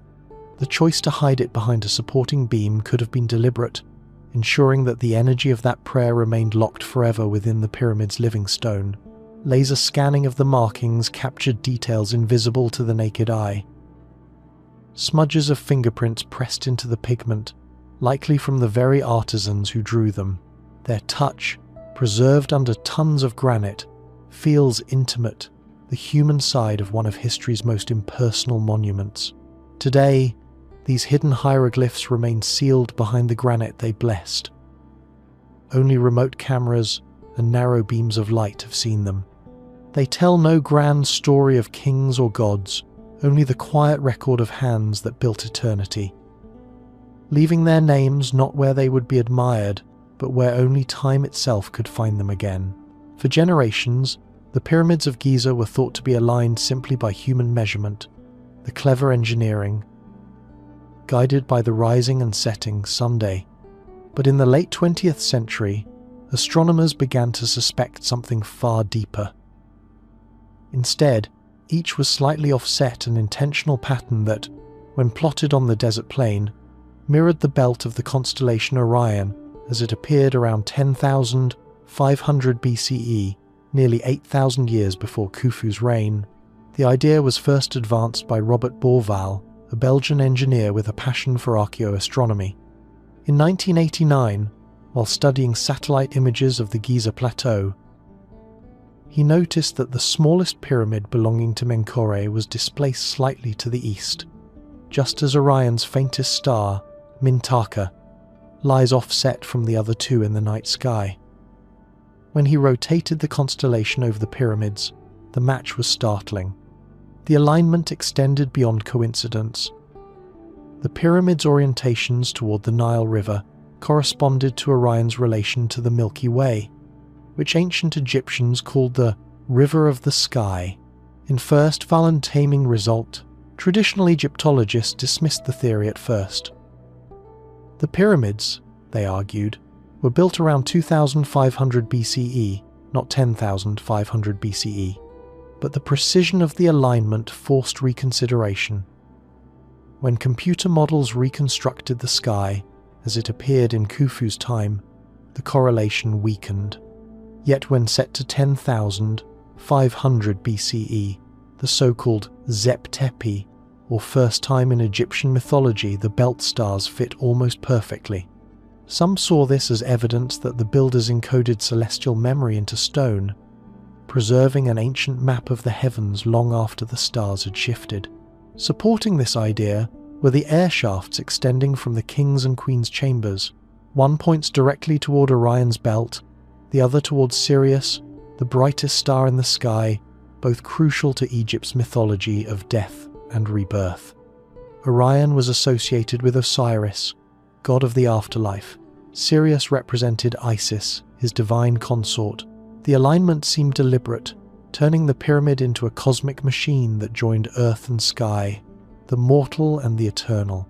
Modern surveys using high-precision laser theodolites confirm the pyramid's remarkable accuracy. Each base aligns to true north within 1/15 of a degree, a precision unmatched for thousands of years. The builders may have used circumpolar stars to fix orientation, watching their nightly rotation around the celestial pole until their movements intersected. But how they translated those stellar observations into perfect geometry on a scale of millions of stones remains unknown. Skeptics caution that the Orion correlation might be coincidence. After all, patterns can appear meaningful when viewed through mythic lenses, yet even they admit the statistical improbability is striking. When the three pyramids are connected by line and extended southward, the trajectory meets Heliopolis, the ancient city of the sun, the very center of Egyptian creation theology. The geometry binds the land, the stars, and belief into one design too deliberate to dismiss. At night, when Orion rises over Giza in winter, the alignment becomes unmistakable. The three bright points of the Hunter's Belt hover above the desert horizon, mirroring the dark silhouettes below. The effect is haunting, as if the pyramids are reflections of constellations, fixed in sand instead of sky. Whether by science, ritual, or inherited memory, the builders created something more than architecture. They built a horizon that speaks the language of the stars, and though their tools have vanished, their blueprint remains visible, each clear night a message written in light, waiting for us to look up and remember. In 2018, a team of acoustic physicists from Kyoto University set up sensitive microphones inside the Bent Pyramid of Dashur, one of Egypt's strangest and least understood monuments. Unlike other pyramids, its angle changes halfway up, giving it a broken, almost folded appearance. The researchers were there to study how air moved through the interior chambers, but what they recorded was something unexpected, a faint, repeating sonic pulse that resonated through the structure every 22 seconds. At first, they assumed it was vibration from nearby traffic or shifting desert wind. Yet when they repeated the recordings at night, the sound persisted. It was not mechanical. It had rhythm, but no source. The tone was low, around 18 Hz, far below the threshold of human hearing, but strong enough to register clearly on their instruments. Inside the narrow upper corridors, the vibration was felt more than heard. A soft trembling beneath the feet, like the hum of distant thunder frozen in time. The Bent Pyramid, built for Pharaoh Snefru around 2600 BCE, predates the Great Pyramid by several decades. Its dual angles and complex interior make it an anomaly among Egyptian monuments. The upper chamber is built from massive limestone slabs arranged in a corbelled pattern, forming an inverted stairway toward the apex. The lower chamber, by contrast, lies directly beneath it, creating a pair of resonant cavities joined by a vertical shaft. When air flows between them, it produces standing waves, pockets of alternating pressure that can amplify and sustain vibration. The Kyoto team confirmed that the pyramid's geometry itself acts as a natural resonator. When wind passes over the monument's jagged break line, it sends pulses of pressure through the inner shafts, generating a repeating cycle of sound. But there was still a mystery. The frequency pattern was too regular to be mere wind noise. It matched a harmonic sequence, repeating with the precision of a musical interval. The resonance stabilized at multiples of 18 Hz, 36, 54, 72, exactly the frequencies that create harmonic balance in modern sound engineering. Archaeologists hesitate to call this intentional. Ancient builders had no instruments to measure sound waves, no concept of hertz. Yet the design of the Bent Pyramid shows clear evidence of trial and correction. Its first section was built at a steep angle of 54 degrees, then altered midway to 43 degrees after structural cracks appeared. The result, two intersecting chambers, may have produced the unplanned resonance. Still, some researchers suspect the effect was more than coincidence. Ancient Egyptian texts often speak of words that make stone live. Priests performed rituals using chant and vibration, to awaken divine presence within temples. The pyramid's repeating hum could have mirrored those beliefs. A soundless chant, built not from voice, but architecture. The vibration might have symbolized the eternal heartbeat of the afterlife, repeating beneath the desert for thousands of years. Later experiments confirmed the phenomenon across different conditions: day, night, calm, storm. The pattern remained. Even minor temperature shifts failed to disrupt it. The pyramid, it seemed, carried its own pulse, inaudible yet constant, a sound older than history. Today, visitors standing inside the bent pyramid often report a feeling of pressure behind the ears, as though the air itself were alive. Scientists call it infrasound, a resonance the body can sense but not hear. The ancients might have called it something simpler: the breath of eternity moving through stone. South of Giza, hidden beneath the sands of Saqqara, lies a long, dim corridor known as the Serapeum, a subterranean necropolis carved more than 3,000 years ago. Discovered by Auguste Mariette in 1850, it stretches hundreds of meters through solid limestone, lined on both sides with vast alcoves. In each alcove rests a single black granite box, so large and precise that even today, engineers struggle to explain how they were made. There are 24 of these boxes in total. Each weighs between 60 and 80 tons, with lids of equal mass, fitted so tightly that a human hair cannot pass between the seams. Their interiors are polished to a mirror finish, their corners sharp, their symmetry perfect. The granite, quarried at Aswan, lies nearly 900 kilometers to the south. For centuries, scholars believed the Serapeum served as the burial place of sacred Apis bulls, animals venerated as living symbols of the god Ptah. Inscriptions found near the entrance support that interpretation, yet the scale of the boxes seems far beyond what such a function required. When the first chamber was opened, explorers expected to find mummified remains and treasure. Instead, they found emptiness. No bodies, no funerary goods, only dust and silence. The interior polish of the boxes drew particular attention. Under candlelight, their granite reflected faint orange halos, each surface smoother than modern glass. Some archaeologists speculated that ancient craftsmen achieved this using abrasive sand and copper tools, but experiments have never reproduced the same precision. Laser measurements in the 1,990 seconds revealed tolerances within 1/50th of a millimeter, a standard even aerospace machining finds difficult. Modern engineers analyzing the cuts noted something stranger: faint, parallel grooves consistent with mechanical sawing. The regular spacing and depth suggest a rhythmic motion, not hand carving. No evidence of such tools exists in Egypt's archaeological record. The question remains, were these traces the product of advanced technique or extraordinary patience?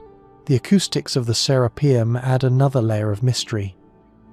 When sound is made inside the corridors, even a low hum, it reverberates for several seconds, amplified by the geometry of the vaults.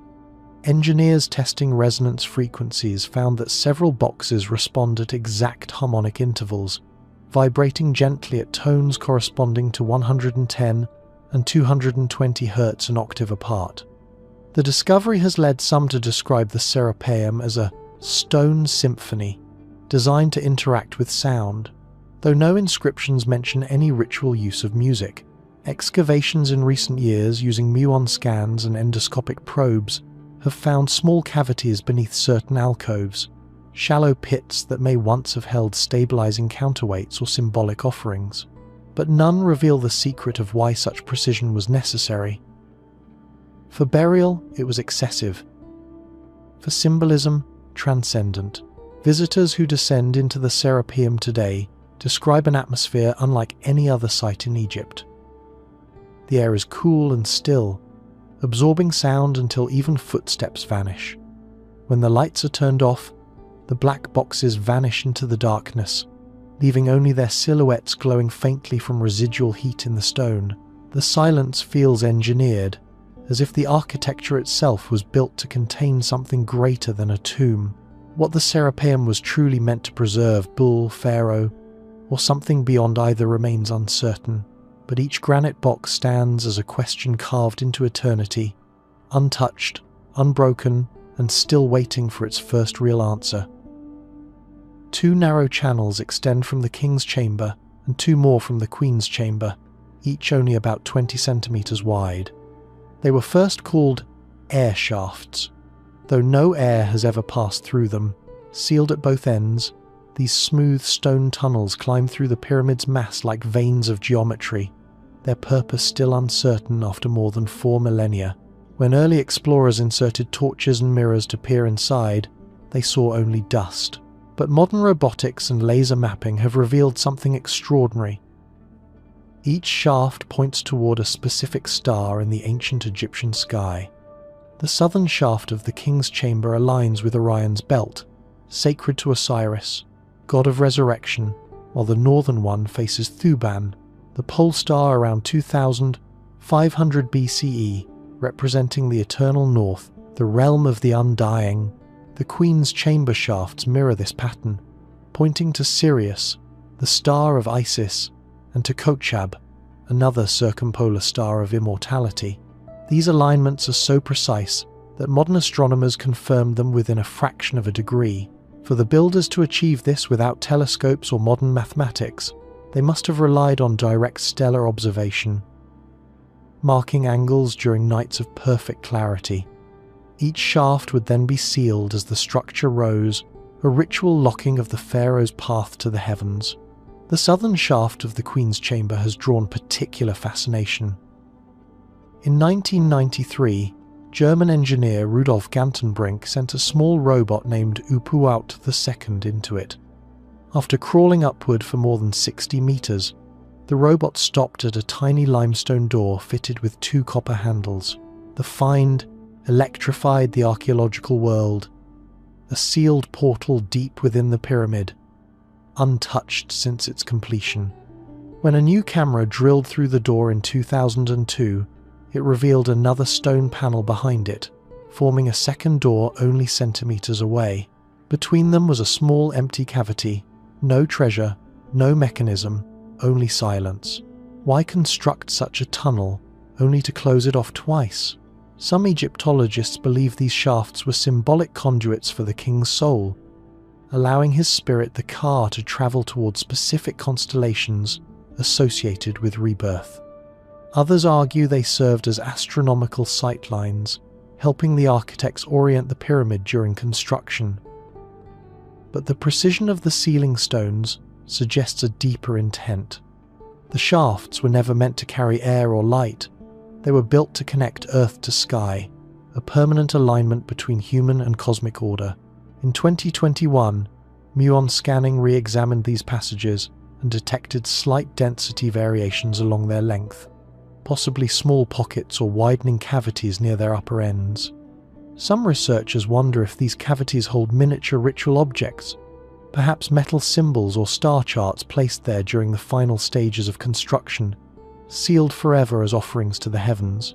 Standing inside the king's chamber, one can still trace the angles with the mind. Imagine lying within the granite sarcophagus, your gaze following invisible paths through millions of tons of stone, out into the night to Orion, to Sirius, to the circling stars that never set. Each tunnel becomes a thread between worlds, connecting the stillness of death to the endless movement of the cosmos. They are not air shafts, but celestial corridors, each one whispering the same silent command written in stone: rise to the stars and live again.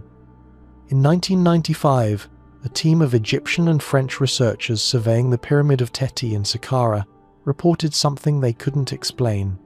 Inside one of the inner burial chambers, their audio instruments detected a low-frequency vibration that repeated at irregular intervals, a sound too deep for the ear, yet powerful enough to register on their sensors.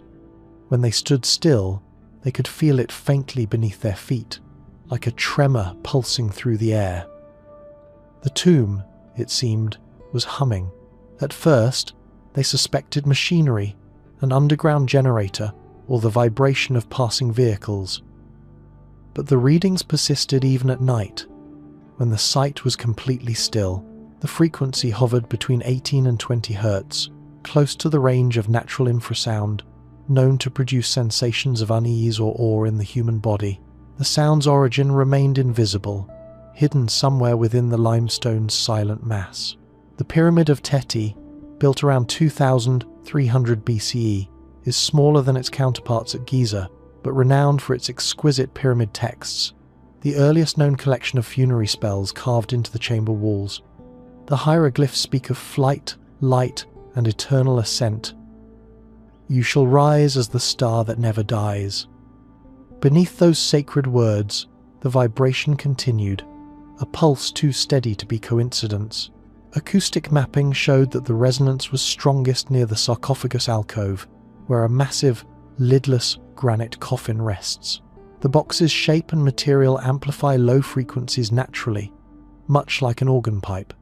When air passes through cracks in the ceiling or when the desert wind shifts outside, it may set the stone vibrating in harmonic response. Yet the persistence and regularity of the hum defy that simple explanation. Researchers noted that similar effects occur in megalithic dolmens in Europe, where narrow chambers resonate with infrasonic tones when wind moves through outer stones. The Pyramid of Teti, however, is fully sealed. Its corridors descend sharply, their entrances blocked by limestone plugs. No direct airflow connects the chamber to the outside. Some suggested that the vibration might originate underground, caused by shifting aquifers or deep earth movements resonating through the stone. Others believe the effect is acoustic, born from the precise geometry of the room itself. When sound frequencies were artificially introduced during later studies, the chamber responded dramatically. At 110 Hz, the granite coffin began to vibrate softly, while the air within the room amplified into a standing wave that matched the mysterious hum's original frequency. The pyramid, it turned out, may act as a resonant cavity, trapping certain tones that echo through the stone for minutes at a time. Ancient Egyptians believed that sound could bridge worlds that spoken names, prayers, and chants awakened divine power.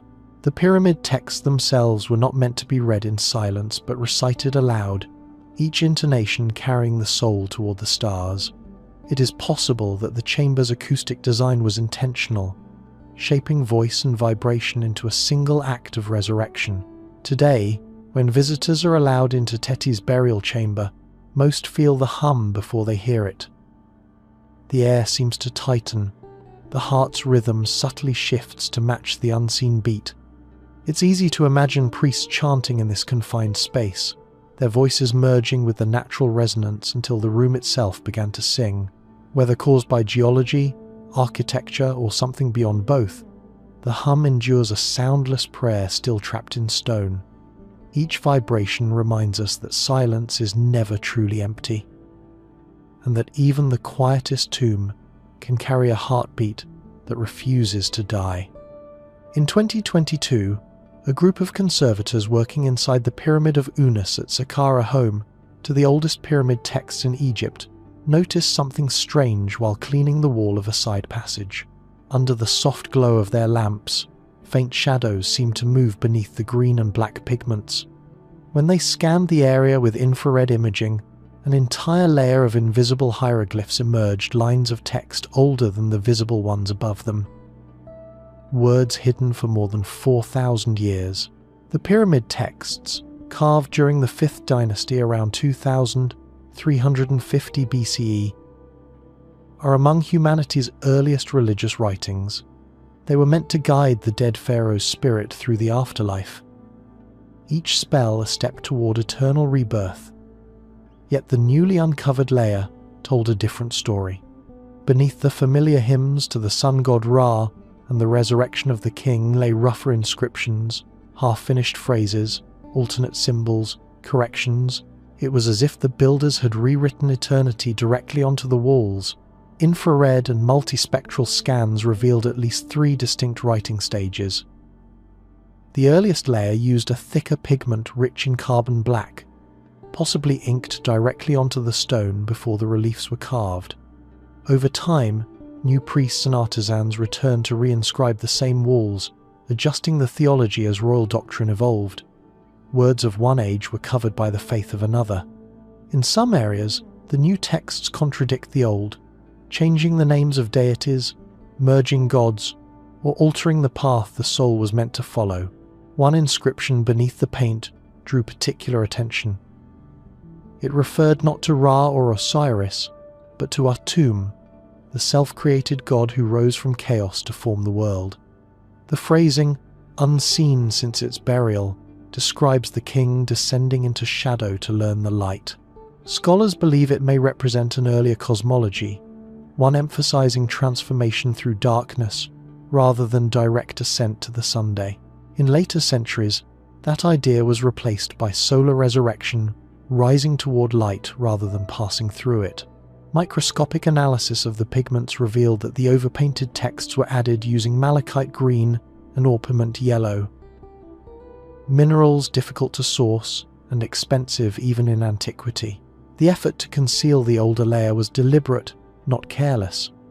Yet the act of rewriting may not have been meant to erase the past, but to renew it, to re-energize the magic carved into the walls for each new ruler who claimed the pyramid's power.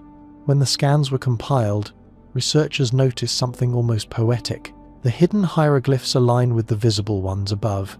In mirrored rhythm, the old words forming a shadow sentence beneath the new, as if the 2 layers were designed to resonate like voice and echo. This duality, seen and unseen, spoken and unspoken, fits seamlessly with Egyptian belief in Ka and Ba, the twin aspects of the soul. Each layer might represent one voice of the pharaoh's spirit, eternally calling to the other. Standing in the narrow chamber today, the walls appear ordinary again, the overlying texts gleaming gold under restoration lights.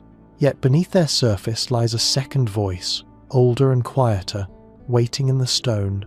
The discovery reminds us that even monuments built to last forever are rewritten, not erased, but layered like memories. Each generation leaves its mark upon the last, painting new truths over the bones of old ones.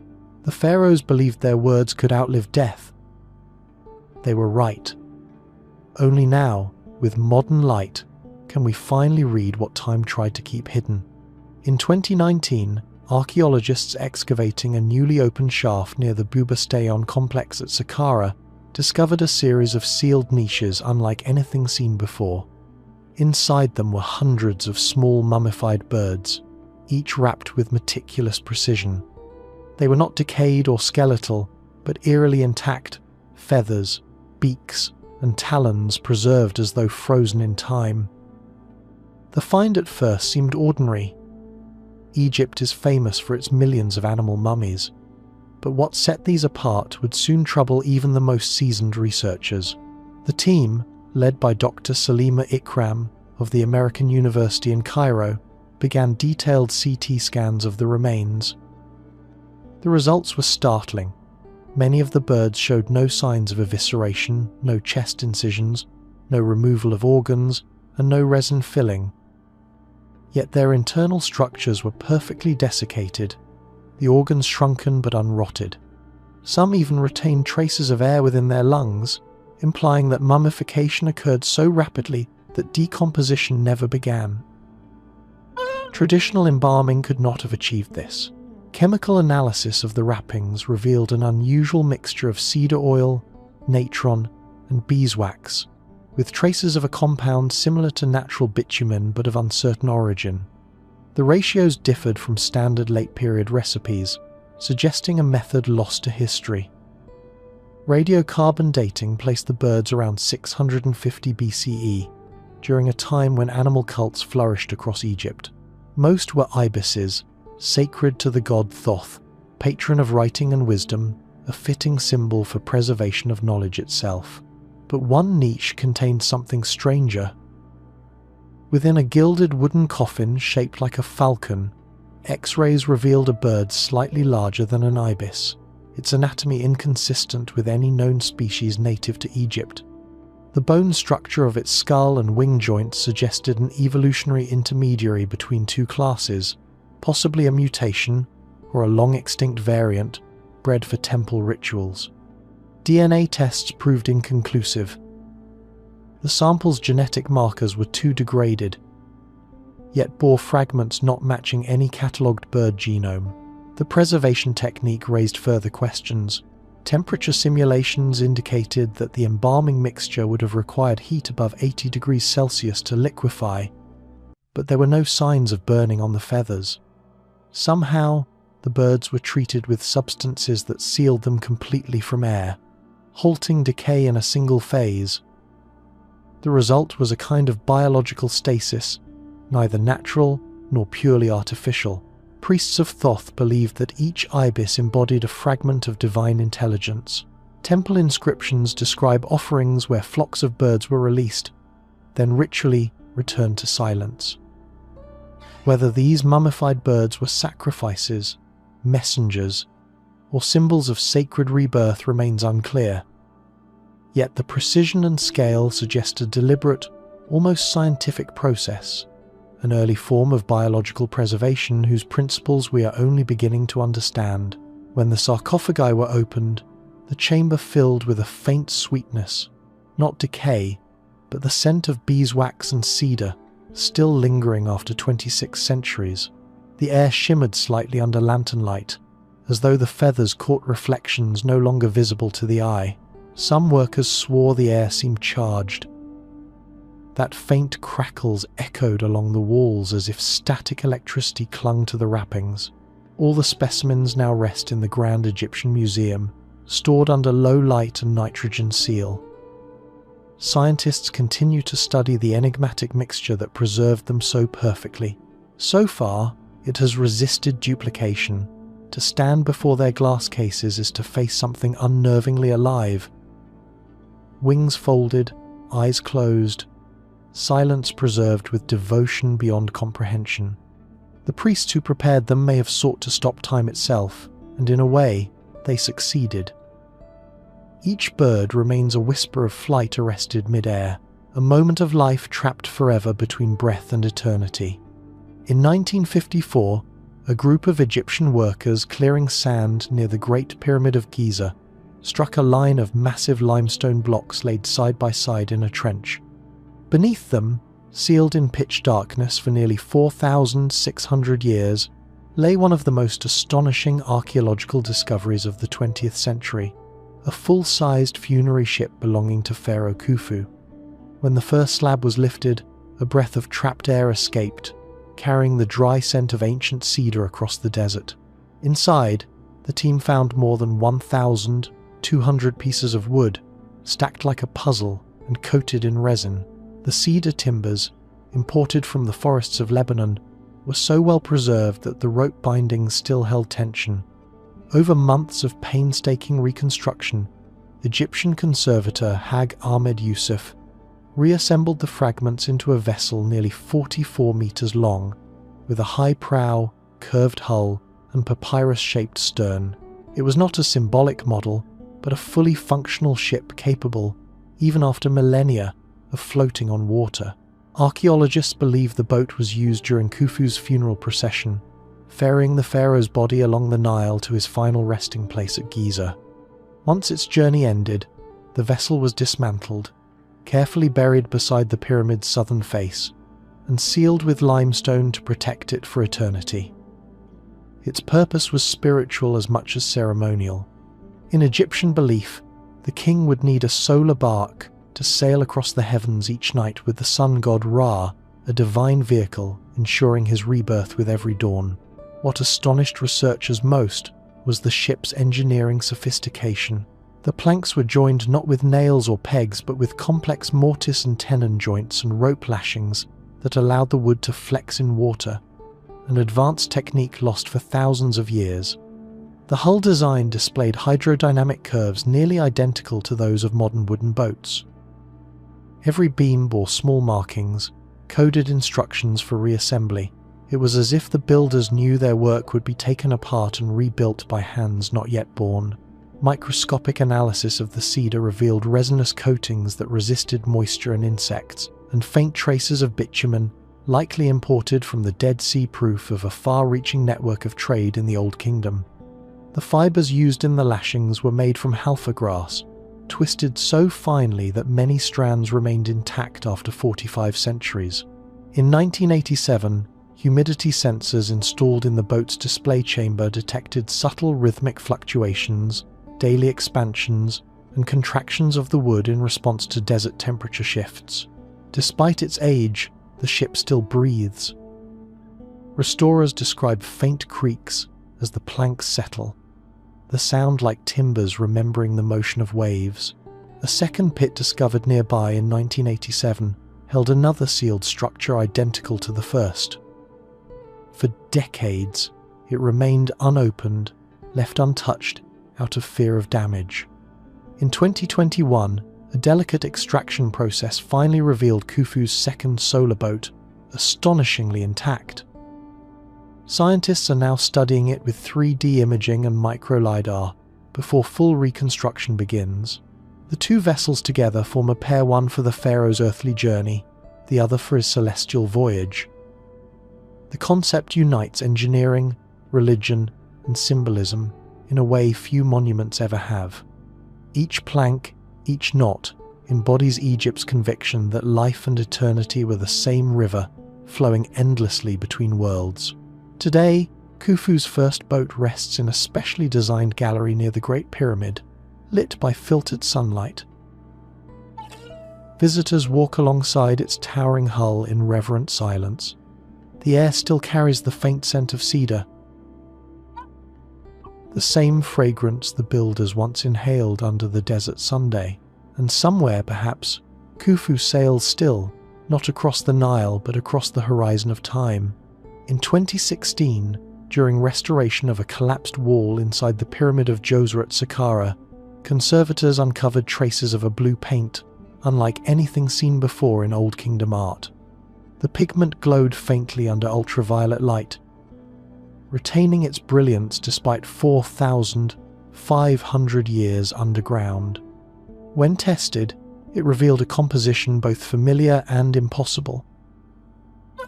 A synthetic compound, identical to what modern science calls Egyptian blue, the world's first artificial pigment. But this sample was different. It contained a crystalline structure unknown in any previous analysis. Egyptian blue, known since antiquity, is made from copper, silica, calcium, and sand, fused at high heat into a material called cuprorivite. Ancient artisans used it to paint gods, skies, and sacred symbols, associating the color with creation and eternity. Yet the pigment found inside Djoser's pyramid differed from the known formula. Its copper ratio was higher, its grain finer, and its luminescence far stronger. When researchers from the British Museum examined its light spectrum, they found it emitted infrared radiation detectable for several meters, a property discovered only with modern sensors. This suggested a level of chemical control and heat regulation beyond what simple open-fire kilns could achieve.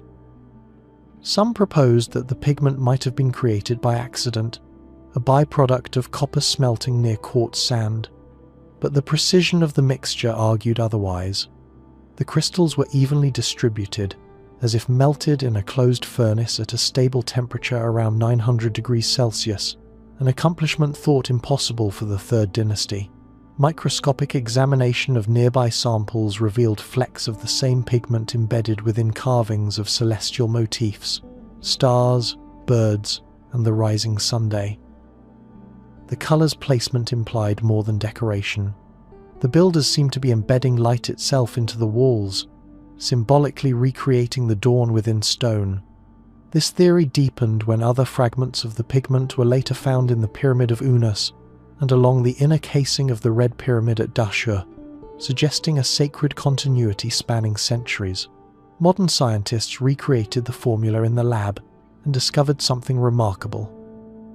When stimulated with visible light, The pigment emitted a long-lasting infrared glow, invisible to the naked eye, but persistent for hours. This glow, they realized, could serve as a kind of thermal memory. In theory, surfaces painted with it could absorb solar energy during the day and re-radiate it slowly at night, giving the interior of tombs a subtle warmth or luminescence. Whether the ancient Egyptians recognized this effect or simply admired the color's permanence is unknown, but its physical properties make it one of the most advanced materials of its age. The pigment's presence deep inside pyramids suggests it had a ritual function. Blue was the color of the heavens, of the Nile, of the god Amun, the symbol of life's eternal renewal. To coat the inner walls with it was to bind the pharaoh's spirit to the cosmic waters from which creation began. Some fragments even contained traces of gold leaf layered beneath the blue, as if to make the hue shimmer with inner light, reflecting the divine. When the restored section of Djoser's chamber was finally illuminated, the blue shone softly under the lamps, glowing with the same calm radiance it had in the age of Imhotep. Scientists call it fluorescence. The ancient priests would have called it rebirth light surviving in darkness. Even now, samples of the pigment continue to fascinate researchers for their resilience. It does not fade, burn, or chemically decay. It endures as the Egyptians intended. The color of eternity, still shining quietly from the walls of the oldest pyramid in the world. In 2018, a restoration team working within a sealed corridor of the Pyramid of Meidum encountered something extraordinary. When their floodlights failed, the chamber did not fall into complete darkness. Instead, faint lines of light shimmered across the ceiling, soft silvery trails that faded and then reappeared, as though the stone itself remembered illumination. At first, the team thought their eyes were adjusting to the dark, but when instruments were brought in, the readings confirmed what they saw. The surfaces emitted a weak phosphorescent glow, lasting for several minutes after exposure to light. The glowing material was a thin layer embedded in the limestone itself. Samples scraped from the ceiling revealed traces of calcium phosphate and manganese, minerals capable of storing and slowly releasing light energy, a natural phosphor. Yet the concentration in these stones was far higher than in ordinary limestone. Someone, it appeared, had chosen and arranged the blocks deliberately to create a lingering luminescence within the tomb. The phenomenon has now been documented in several other Old Kingdom structures, including the inner walls of the Pyramid of Unas and the burial chamber of Teti. The glow is never bright, barely visible to the human eye, but unmistakably real. Under ultraviolet light, the phosphorescence intensifies, forming ghostly veins that trace the stone joints like rivers of pale fire. How the ancient builders recognized or exploited this property remains unknown. Geological surveys show that certain limestone quarries east of the Nile contain veins rich in phosphatic minerals. It's possible that the stone's luminescent quality was observed during cutting, when the rock, freshly struck, gleamed faintly at dusk. The workers, seeing this, may have associated the glow with divine energy and reserved such stones for the innermost chambers where the king's soul was meant to awaken. To the Egyptians, light was not merely physical, it was spiritual essence. The word Ach referred to both radiance and the transfigured soul. Funerary texts describe the pharaoh becoming the Shining One, joining the imperishable stars. The glowing ceilings of Meidum might have been intended as a literal manifestation of that transformation. The tomb itself, illuminated by the lingering breath of light, guiding the king's spirit upward. When physicists from the University of Cairo analyzed the samples under laboratory conditions, they discovered that the luminescence persisted longest at low humidity and temperatures around 20 degrees Celsius, exactly the environment within the pyramid's sealed chambers. In effect, the builders had created the perfect conditions for perpetual faint glow. Whether by accident or intention, the result feels almost supernatural, Archaeologists who have stood in those chambers describe the experience as otherworldly. Instead, the walls bloom with quiet light, pulsing gently before fading into shadow again. The glow offers no visibility, only presence a reminder that something once alive still lingers in the stone. Scientists classify it as phosphorescence. Priests would have called it the light of becoming, the moment when death dissolves into eternity. Whatever its cause, the effect is undeniable. After thousands of years, the pyramid still holds its own light, faint but enduring. In that dim radiance, the silence feels different. It is not emptiness, but continuation, the echo of the sun captured and kept, waiting patiently in the heart of stone. Under the Sphinx, few monuments on Earth inspire more speculation than the Great Sphinx of Giza, that massive, weathered guardian crouching before the pyramids, half lion, half man. For centuries, it has watched over the desert, its gaze fixed eternally eastward toward the rising Sunday. But since the first scientific surveys of the plateau began, one question has persisted. In the 1,920 seconds, French engineer Émile Baraïs conducted early excavations around the Sphinx, uncovering deep fissures and tunnels beneath its pores. Most were natural cracks filled with sand, but one passage cut cleanly into the bedrock seemed deliberate. It descended several meters, then vanished under collapsed limestone. The discovery fueled a century of debate, revived decades later by seismic studies that hinted at something more substantial. A cavity beneath the monument's front pores, roughly rectangular, its dimensions closer to a chamber than a fissure. In 1993, a team from Florida State University and the Schwaller de Lubitsch Foundation performed ground-penetrating radar scans across the plateau.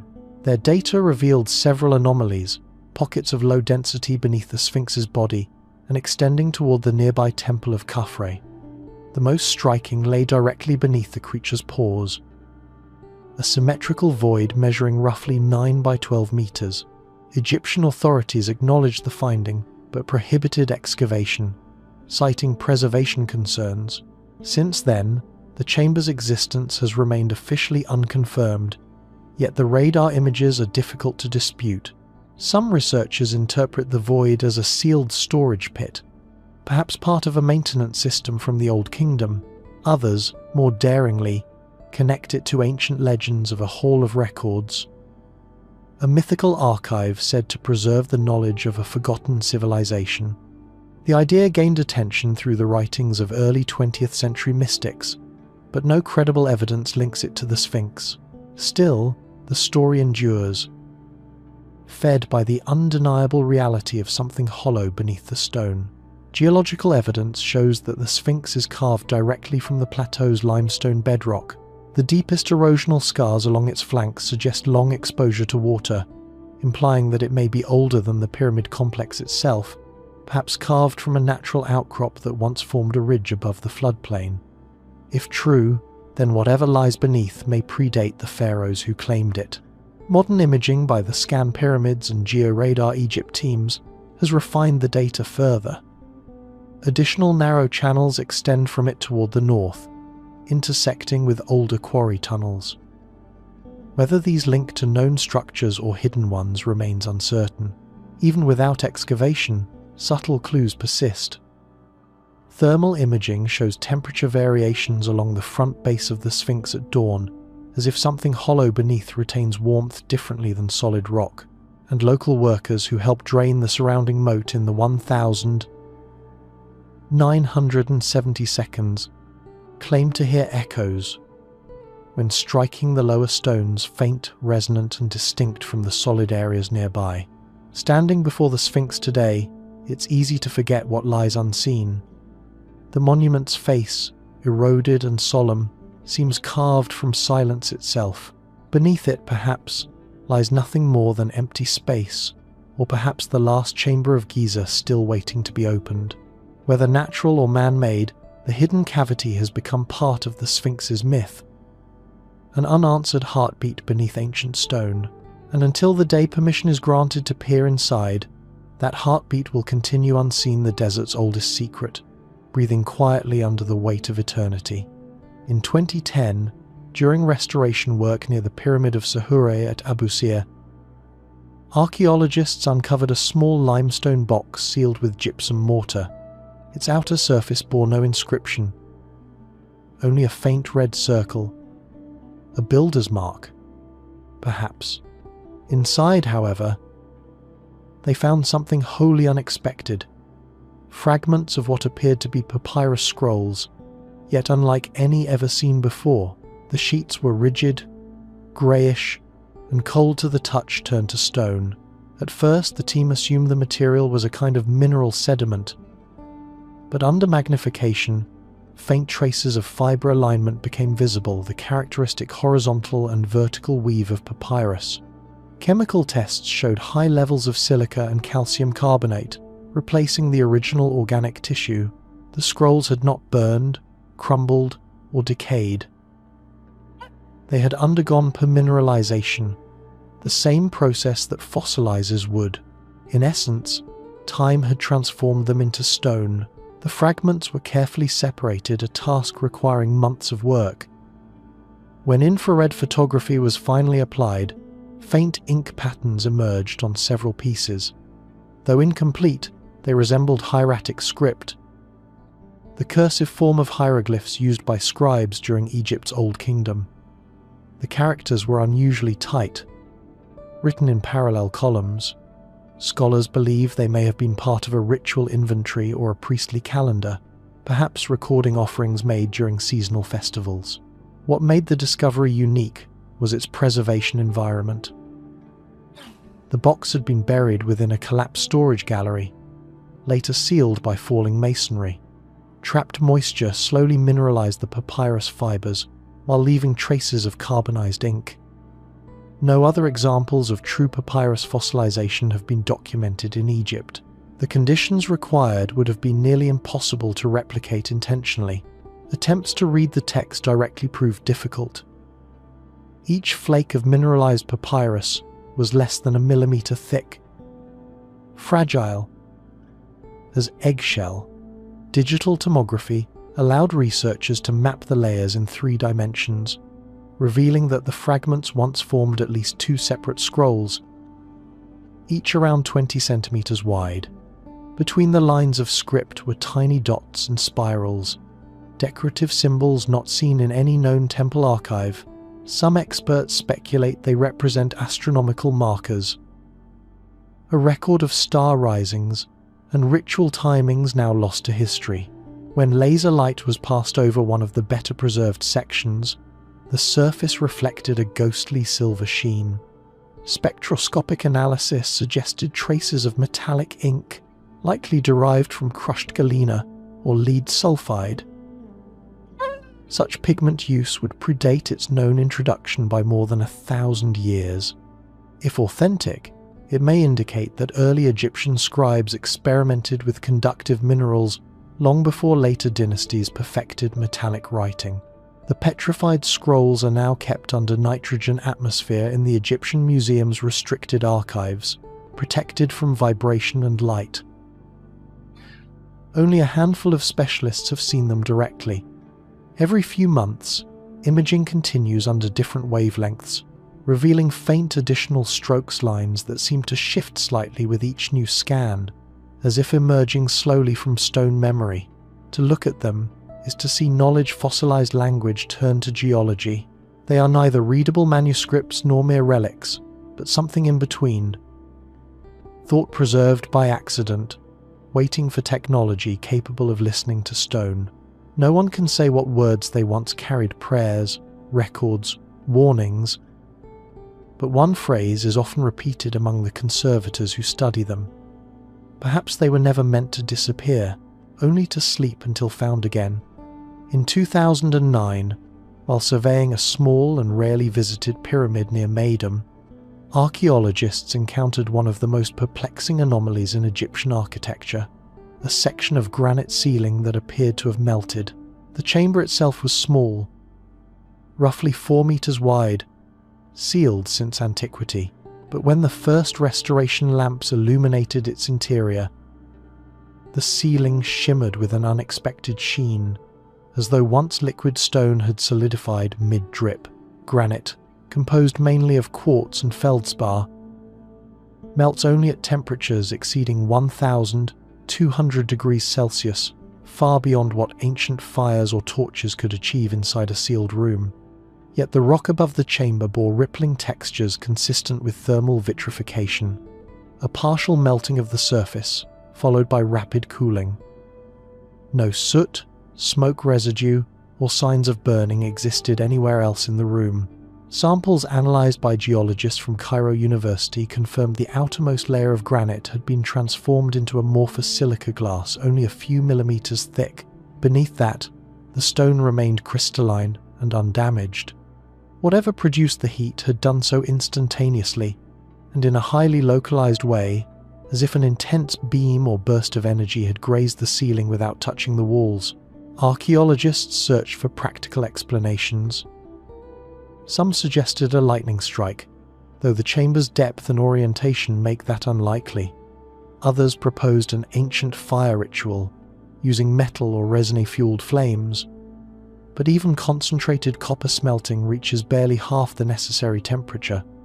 The most plausible geological theory is that the stone ceiling contained trapped gases that ignited under pressure during the pyramid's early collapse, causing a short, violent flare. Yet no char or residue supports this. The melted ceiling sits directly above a broken granite sarcophagus, cracked cleanly along its length. When the chamber was excavated, traces of fine sand fused into the fracture lines, a sign that intense heat passed through the stone briefly before cooling. The lid was found displaced but not looted. No human remains were recovered, only a faint layer of blackened dust later identified as carbonized resin, typical of embalming compounds. Some researchers note that similar vitrified surfaces appear at ancient sites in Scotland and Peru, where fortress walls show signs of partial melting. The debate continues whether those effects were natural or technological. A mystery mirrored here in the Egyptian desert. If the Meidum chamber suffered a comparable event, it would be the earliest known example of such extreme heat interaction with architecture.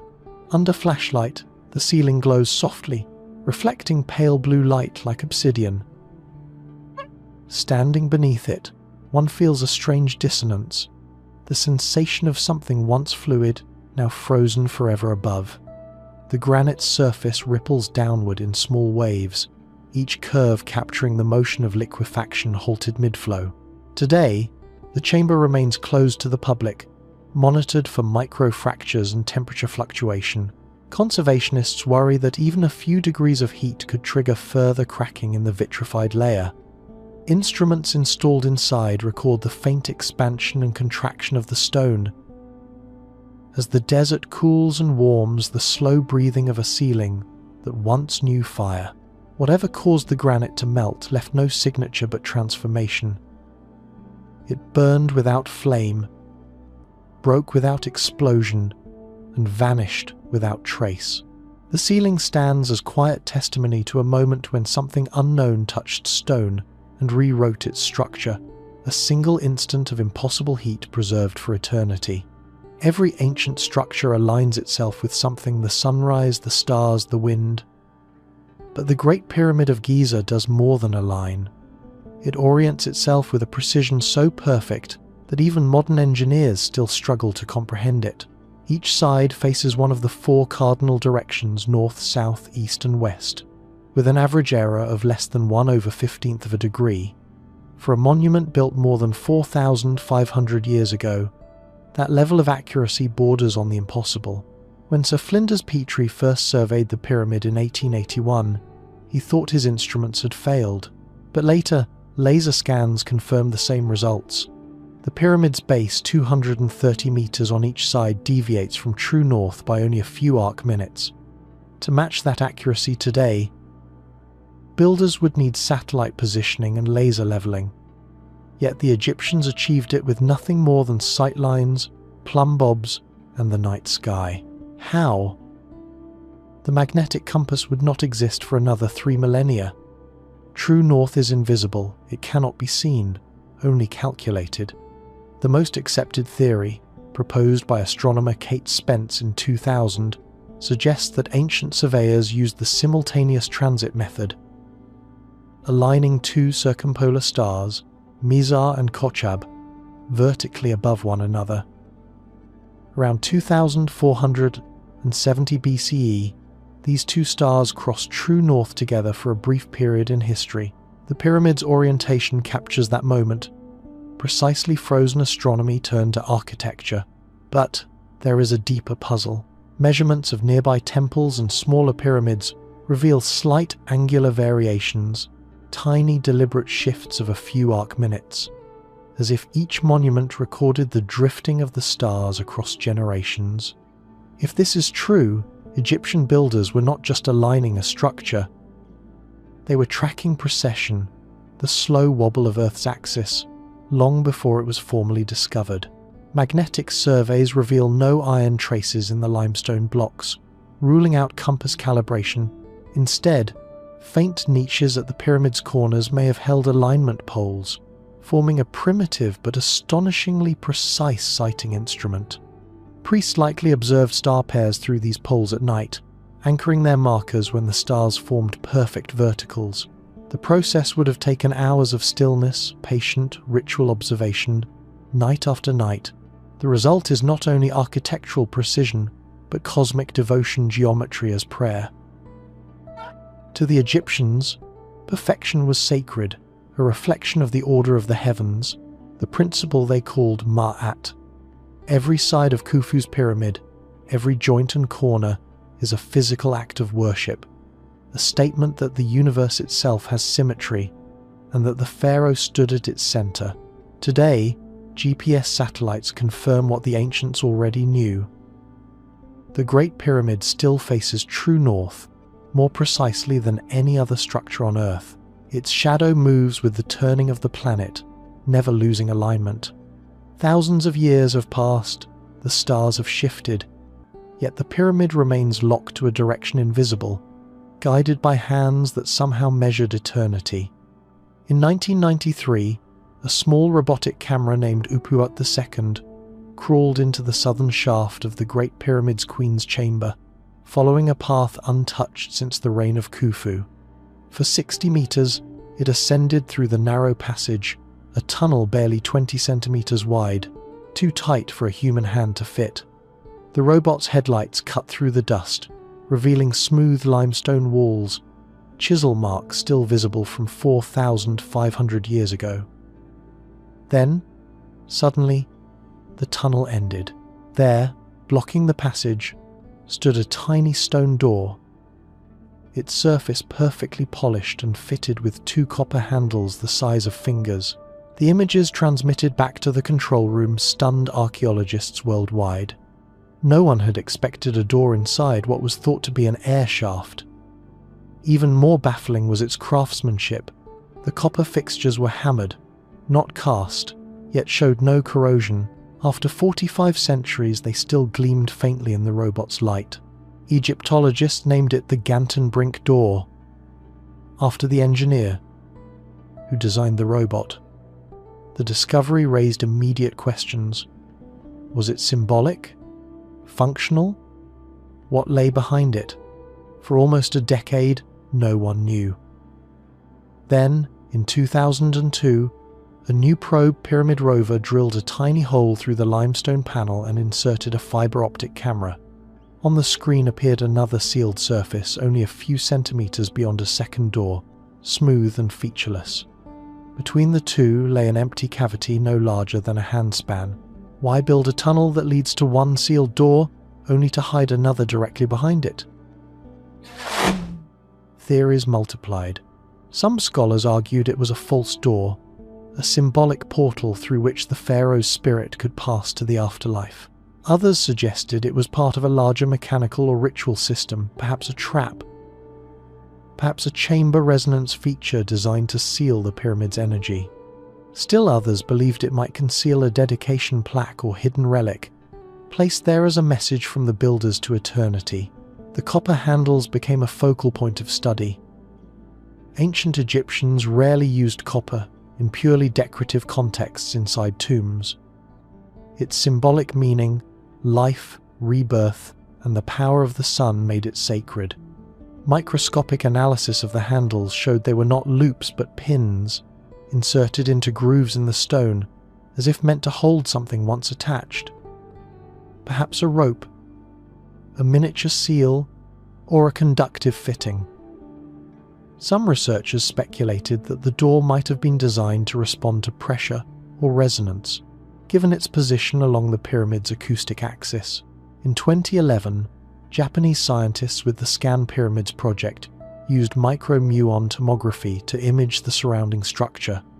Their scans revealed a void directly above the copper door, roughly 30 centimeters high and rectangular in shape, too deliberate to be random. What rests inside remains unknown. Permission for further drilling has not been granted. For now, the little door remains sealed, its copper fixtures still bright against pale stone. Every few years, new imaging techniques promise an answer, but each time, the mystery deepens. Even Gantenbrink himself admitted, "It feels as though it was meant to be seen but never touched." His nod to the martyred face free when the robot's camera first caught the light glinting off the copper. The world saw something few objects achieve. The moment when ancient design meets modern curiosity and neither gives way. Behind that thin door, perhaps there is only more stone. Or perhaps there lies the smallest room in Egypt. A message chamber, built not for the living, but for time itself. Beneath the dry sands of Giza, where no river should run, evidence suggests that the Great Pyramid was once surrounded by water. In 2018, satellite imaging and ground-penetrating radar revealed a network of subterranean channels and ancient riverbeds buried beneath the plateau. The faint blue traces of what may have been a system of canals connecting the pyramids to the Nile.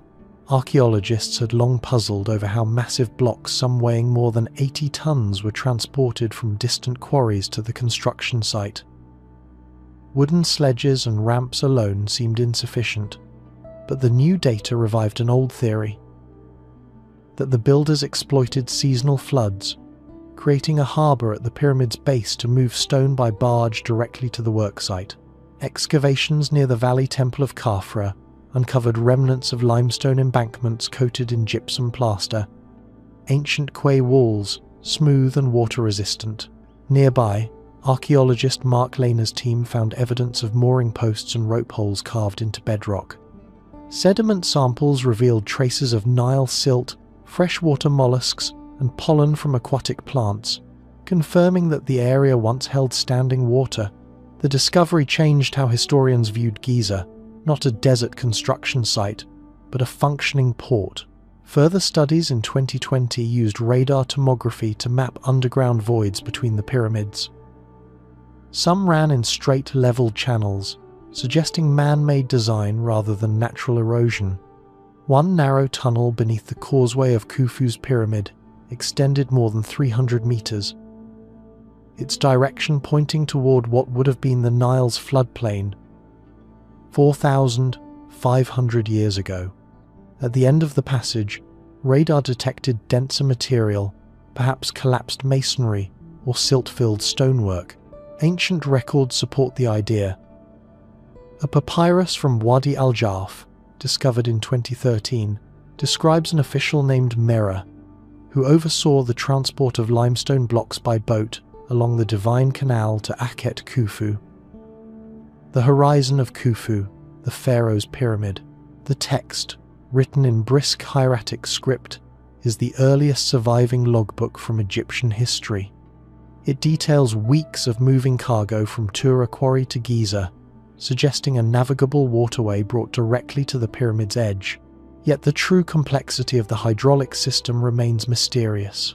Recent hydrological simulations indicate that during the annual Nile inundation, the plateau's western edge could have filled naturally with floodwater, forming a temporary harbour basin.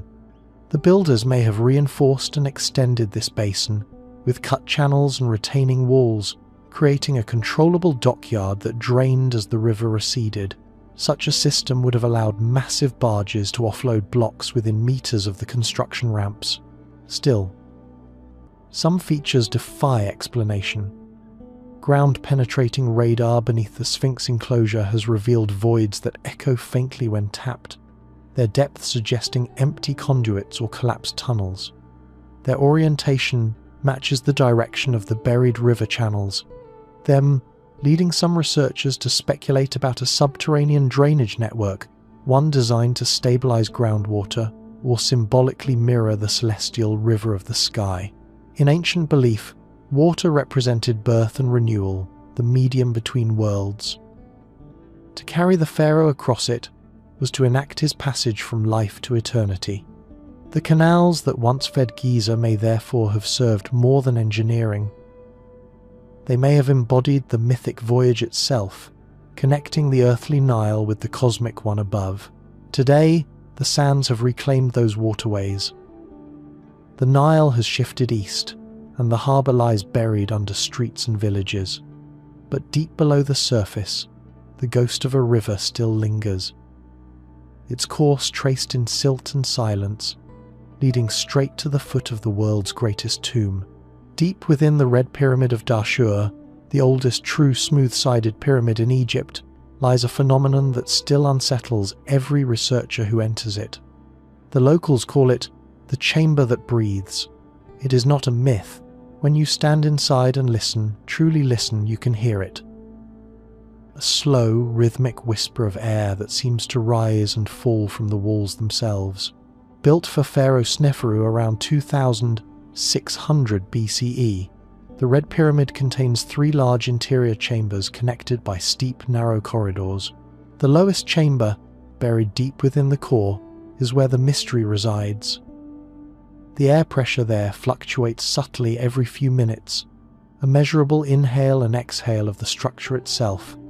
Early explorers dismissed it as temperature drift, but modern instruments reveal something more deliberate. In 2012, a team from Cairo University's Department of Geophysics installed microbarometers and humidity sensors within the lowest chamber. Over several nights, they recorded cyclical changes in air density fluctuations occurring every 6 minutes and 40 seconds, far too regular to be random. The pressure waves were synchronized with smaller, harmonic shifts in the upper chambers, as though the pyramid were acting as a giant lung, breathing through hidden channels in its stone. No known openings connect these spaces to the outside. The pyramid's ventilation shafts are sealed or terminate mid-wall, yet small variations in temperature between day and night appear to generate movement through unseen microfissures, air drawn upward, then released as the stone expands and contracts. What makes this strange is not the existence of airflow itself, but its precision. The oscillations are consistent, repeating within fractions of a second even after weeks of monitoring.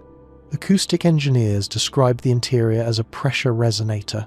The layout, 3 corbelled chambers stacked vertically, creates standing waves of air. The result is an audible pulse, a whispering sigh that seems to move with intent. The pyramid, in effect, breathes in harmony with the desert around it. Ancient texts may hint at this design. Pyramid inscriptions speak of the king drawing in the breath of Ra and exhaling the light of eternity. Some scholars interpret these phrases metaphorically, but the physical rhythm of the Red Pyramid gives them eerie literal weight. The builders may have noticed the structure's subtle movements and sanctified them as proof of divine vitality. A living monument rather than a static tomb. When visitors step inside today, the sensation is undeniable. The air grows heavy, then lifts. Torches flicker inward and outward, as though caught in a slow tide. You can feel pressure against your ears, a heartbeat made of air. Engineers have replicated the pattern with computational fluid models and found it self-sustaining. As long as outside temperature varies, the pyramid continues its silent respiration.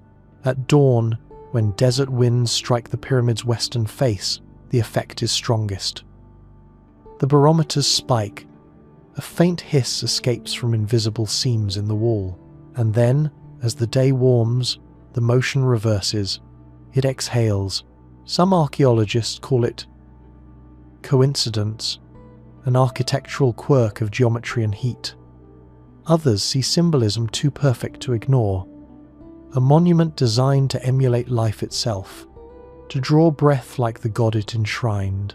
Whether by chance or intention, the Red Pyramid lives. It inhales sand, exhales silence, and keeps time with the slow rhythm of the earth, a stone lung breathing through millennia, steady as the heartbeat of eternity. In 2017, during a high-resolution photogrammetry survey of the Pyramid of Unas at Saqqara, researchers from the French Institute of Oriental Archaeology noticed something faint above the main burial chamber, a symbol so small it had escaped every previous documentation, etched shallowly into a soot-stained beam, nearly invisible under ordinary light, was a single unknown hieroglyph. It was not part of the surrounding pyramid texts, nor did it match any character in the known Egyptian lexicon. The mark measured barely 8 centimeters across. It resembled a spiral intersected by a straight vertical line, simple, elegant, and alien to the formal grammar of Egyptian writing. Initially dismissed as a mason's mark or scratch, it drew renewed attention when infrared imaging revealed traces of pigment still embedded within the grooves. The pigment tested as iron oxide mixed with orpiment, an expensive compound typically reserved for sacred inscriptions. Whoever made this mark, it was not accidental. The Unas pyramid is famed for containing the earliest pyramid texts, thousands of hieroglyphs carved across its walls, describing the pharaoh's journey into the afterlife. Every symbol within it has been catalogued and translated, except this one. Positioned alone on the ceiling above the sarcophagus, the solitary sign seems intentionally placed to hover over the king's resting place. In 2018, linguist Dr. Nadine Cherpion led an interdisciplinary analysis, comparing the symbol's geometry with pre-dynastic rock art. Similar spirals appear on pottery and tomb carvings from Naqada II, predating hieroglyphic writing by centuries. These early spirals represented movement, rebirth, or solar cycles. The addition of a central line, however, had no precedent. Some speculated it might indicate axis or passage, a cosmic path uniting heaven and earth. In Egyptian cosmology, that idea corresponds to the Djed, the pillar of stability, the backbone of Osiris. What deepened the mystery was the location. The spiral's center aligns precisely with the chamber's geometric midpoint, the same spot where acoustic resonance peaks during frequency tests. When sound is made inside the chamber, even a whisper, it reflects and converges beneath that mark, amplifying faintly before fading. The symbol, whether by intention or coincidence, crowns the very heart of the pyramid's sonic focus. Laser scanning revealed the carving's depth to be remarkably uniform, about 1.2 millimeters, consistent with controlled chisel work. Not casual scratching. Microscopic traces of gold leaf embedded along the edges suggest that at some point the glyph may have been inlaid or illuminated, though no visible gilding remains today. The spiral's alignment also correlates with astronomical data.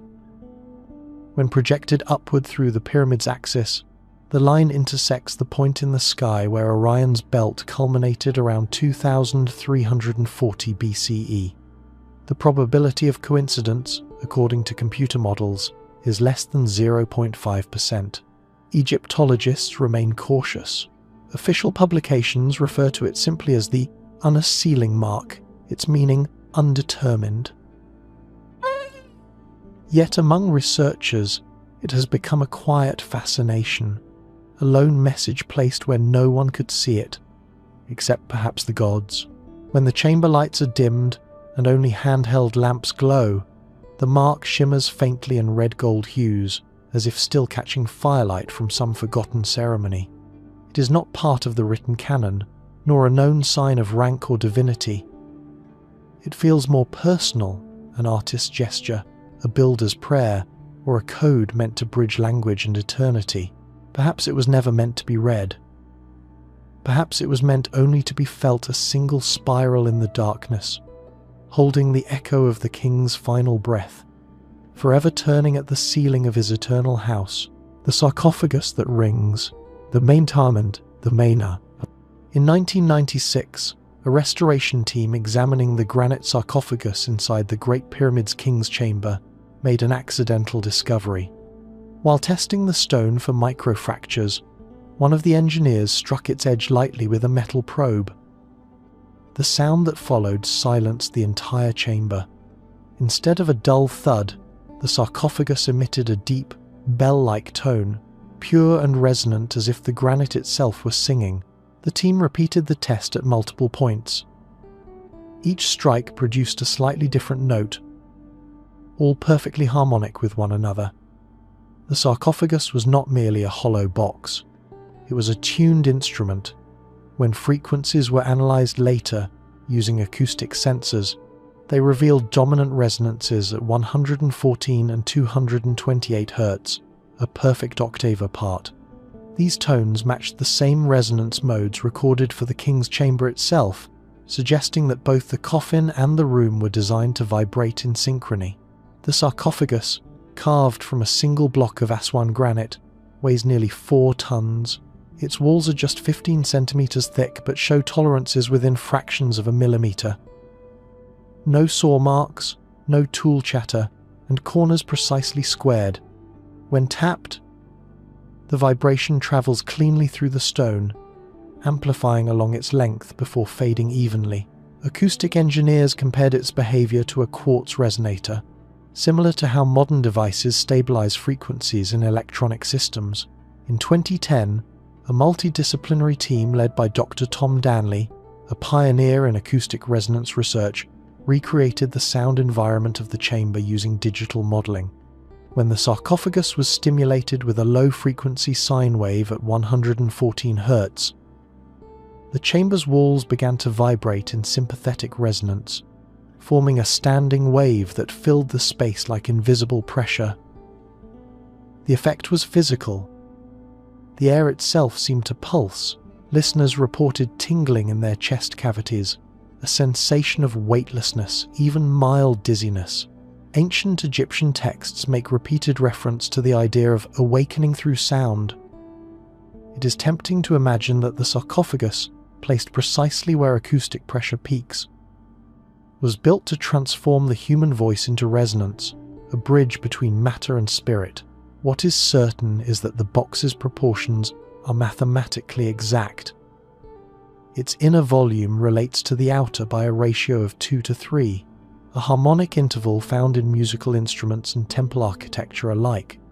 The granite's high quartz content gives it a faint piezoelectric response, meaning that under vibration it can generate minute electrical potentials.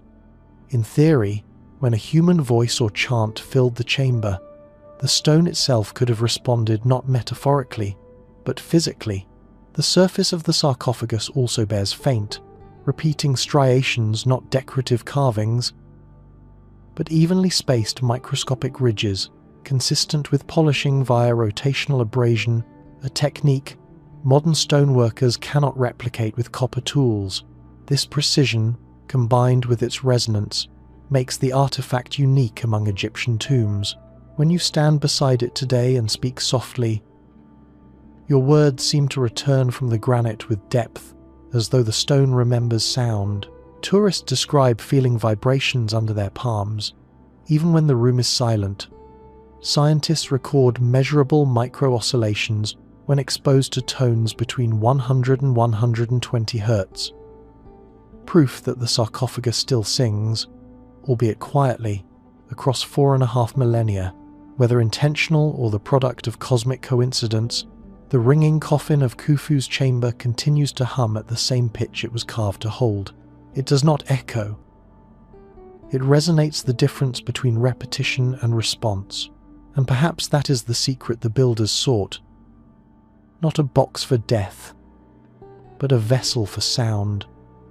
A monument where even silence can sing.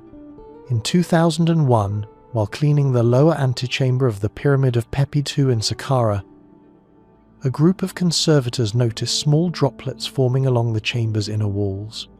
The air was dry, the temperature stable, and there was no groundwater seepage anywhere nearby. Yet the droplets kept appearing clear, viscous, and faintly salty to the taste. Within hours, they would bead and slide down the walls like tears. The workers began to call it the tomb that weeps. At first, archaeologists thought it was condensation caused by microclimate changes after the chamber had been opened for restoration. The droplets contained not just water, but trace minerals, calcium, sodium, and phosphates, identical to those found in ancient embalming salts. In other words, the pyramid was exuding the very materials used in mummification. The Pepi II pyramid is one of Egypt's most enigmatic. Built near the end of the 6th dynasty, it marks the twilight of the Old Kingdom, a period of economic decline and environmental stress. Its walls are engraved with hundreds of pyramid texts describing rebirth through divine nourishment. The symbolism of the structure bleeding or weeping, saline water struck many scholars as almost poetic, a monument releasing the essence of life after death. In 2010, a joint study by Cairo University and the German Archaeological Institute installed hygrometers and ion sensors inside the chamber to measure the phenomenon. The results were astonishing. The moisture didn't come from below or above. It emerged directly from the stone itself. The limestone blocks absorbed minute amounts of humidity from the air, which then leached through ancient salts trapped in microscopic pores. When the air pressure dropped, the mineral solution condensed on the surface, forming slow, even tears. What baffled researchers wasn't the physics that could be explained, but the consistency. The droplets formed in regular patterns, almost symmetrical along the carved hieroglyphs that lined the walls. In certain spots, they appeared only over words associated with resurrection, milk, or rebirth. Some Egyptologists began to wonder whether the builders had intentionally chosen stones with specific mineral compositions, blocks that would, under certain conditions, weep like living tissue. When ultraviolet lamps were shone on the droplets, they refracted a faint bluish glow, not from pigment, but from microscopic crystallization as the water evaporated. Each drop left behind a halo of tiny salt stars across the hieroglyphs. Over time, these deposits create a ghostly sheen that seems almost deliberate, the walls shimmering as if alive. Locals who assist in the site's maintenance avoid the chamber at night. They say the walls breathe, and that faint dripping sounds echo through the passage, even when no liquid falls. Instruments confirm subtle acoustic vibrations near the weeping points, likely caused by shifting moisture tension. Yet the sound has a rhythm too steady to feel random, a slow, liquid heartbeat against stone. The scientific team continues to monitor the chamber today. The weeping has not stopped, though it waxes and wanes with the seasons. Samples stored in sealed vials retain their clarity. No mold, no odor, no sign of decay. It is as if the liquid itself was self-preserving, caught in a perpetual cycle of emergence and evaporation. Whether it is merely mineral osmosis or something more symbolic, the effect is haunting. In the silence of Pepi II's tomb, the air is cool, the light dim. Then you see it a glimmer on the wall, a single drop gathering, trembling and falling. It leaves behind a mark shaped like a teardrop in stone, a small reminder that even monuments built for eternity cannot keep emotion entirely still. In 2014, during acoustic mapping of the bent pyramid at Dahshur, engineers stumbled upon a strange auditory illusion that has since defied every attempt at full explanation. Inside one of the sloping corridors connecting the lower and upper chambers, a faint sound could be heard whenever someone spoke or coughed, a low, fleeting whisper that seemed to travel along the stone, echoing back not as repetition, but as response. The phenomenon was first noticed when a technician, testing echo delay, clapped his hands twice. Instead of the expected reflection, he heard what sounded like a soft breath of words, indistinct yet rhythmic, gliding down the corridor walls. Instruments detected a complex pattern of reflected pressure waves unlike any in other pyramids. The sound did not behave as normal echo. It shifted pitch as it travelled, rising slightly, then fading as though being shaped by unseen geometry. The corridor in question is narrow, only 1.1 meters wide, and inclined at an exact 26 degrees, linking the lower chamber to the central passage. Its walls are lined with large limestone blocks, whose microscopic surface textures scatter sound in unpredictable ways. When researchers from the Czech Institute of Acoustics ran frequency sweeps through the tunnel, they found resonant peaks at 112, 128, and 256 Hz frequencies, corresponding to the natural vocal range of human speech. In other words, the passage was acoustically tuned to amplify and distort voices, giving them the eerie impression of whispering replies. Further tests in 2017 using three-dimensional sonograms revealed that sound entering the corridor from below didn't simply reflect. It curved. Airflow caused by minor temperature gradients within the passage created micro-lenses in visible zones that refracted sound waves. In the same way heat distorts light, these fluctuations generated overlapping echoes that reached the listener milliseconds apart, tricking the brain into hearing articulate murmurs. The pyramid itself was, quite literally, talking back. Ancient texts make no mention of this design, but the symbolism aligns closely with Egyptian ritual practice. Priests of the Old Kingdom often recited prayers in confined stone corridors to amplify their voices, believing that the resonance carried their words into the divine realm. To them, a structure that answered could only have been alive, a conduit between mortal and celestial speech. Archaeologists also discovered a peculiar architectural detail. Halfway up the passage, a small niche carved into the wall, its shape similar to the throat cavity of a human larynx. When sound waves hit this recess, they reflect chaotically, combining into whisper-like tones concentrated within a specific frequency band, one that coincides almost exactly with the male whisper register. The niche appears deliberate, too symmetrical to be accidental erosion. Visitors who have experienced the corridor describe it as disorienting. When you speak, your voice seems to move ahead of you, slipping away down the tunnel, then returning softer, older. It is not frightening, only uncanny, as though the stone is remembering and rephrasing your words. Modern scientists call the phenomenon acoustic interference and resonant phase shift. Yet even they admit that few ancient structures achieve such precision unintentionally. The pyramid's broken angles, the bend from 54 degrees to 43 degrees, alter airflow and sound reflection uniquely, shaping a living conduit of vibration.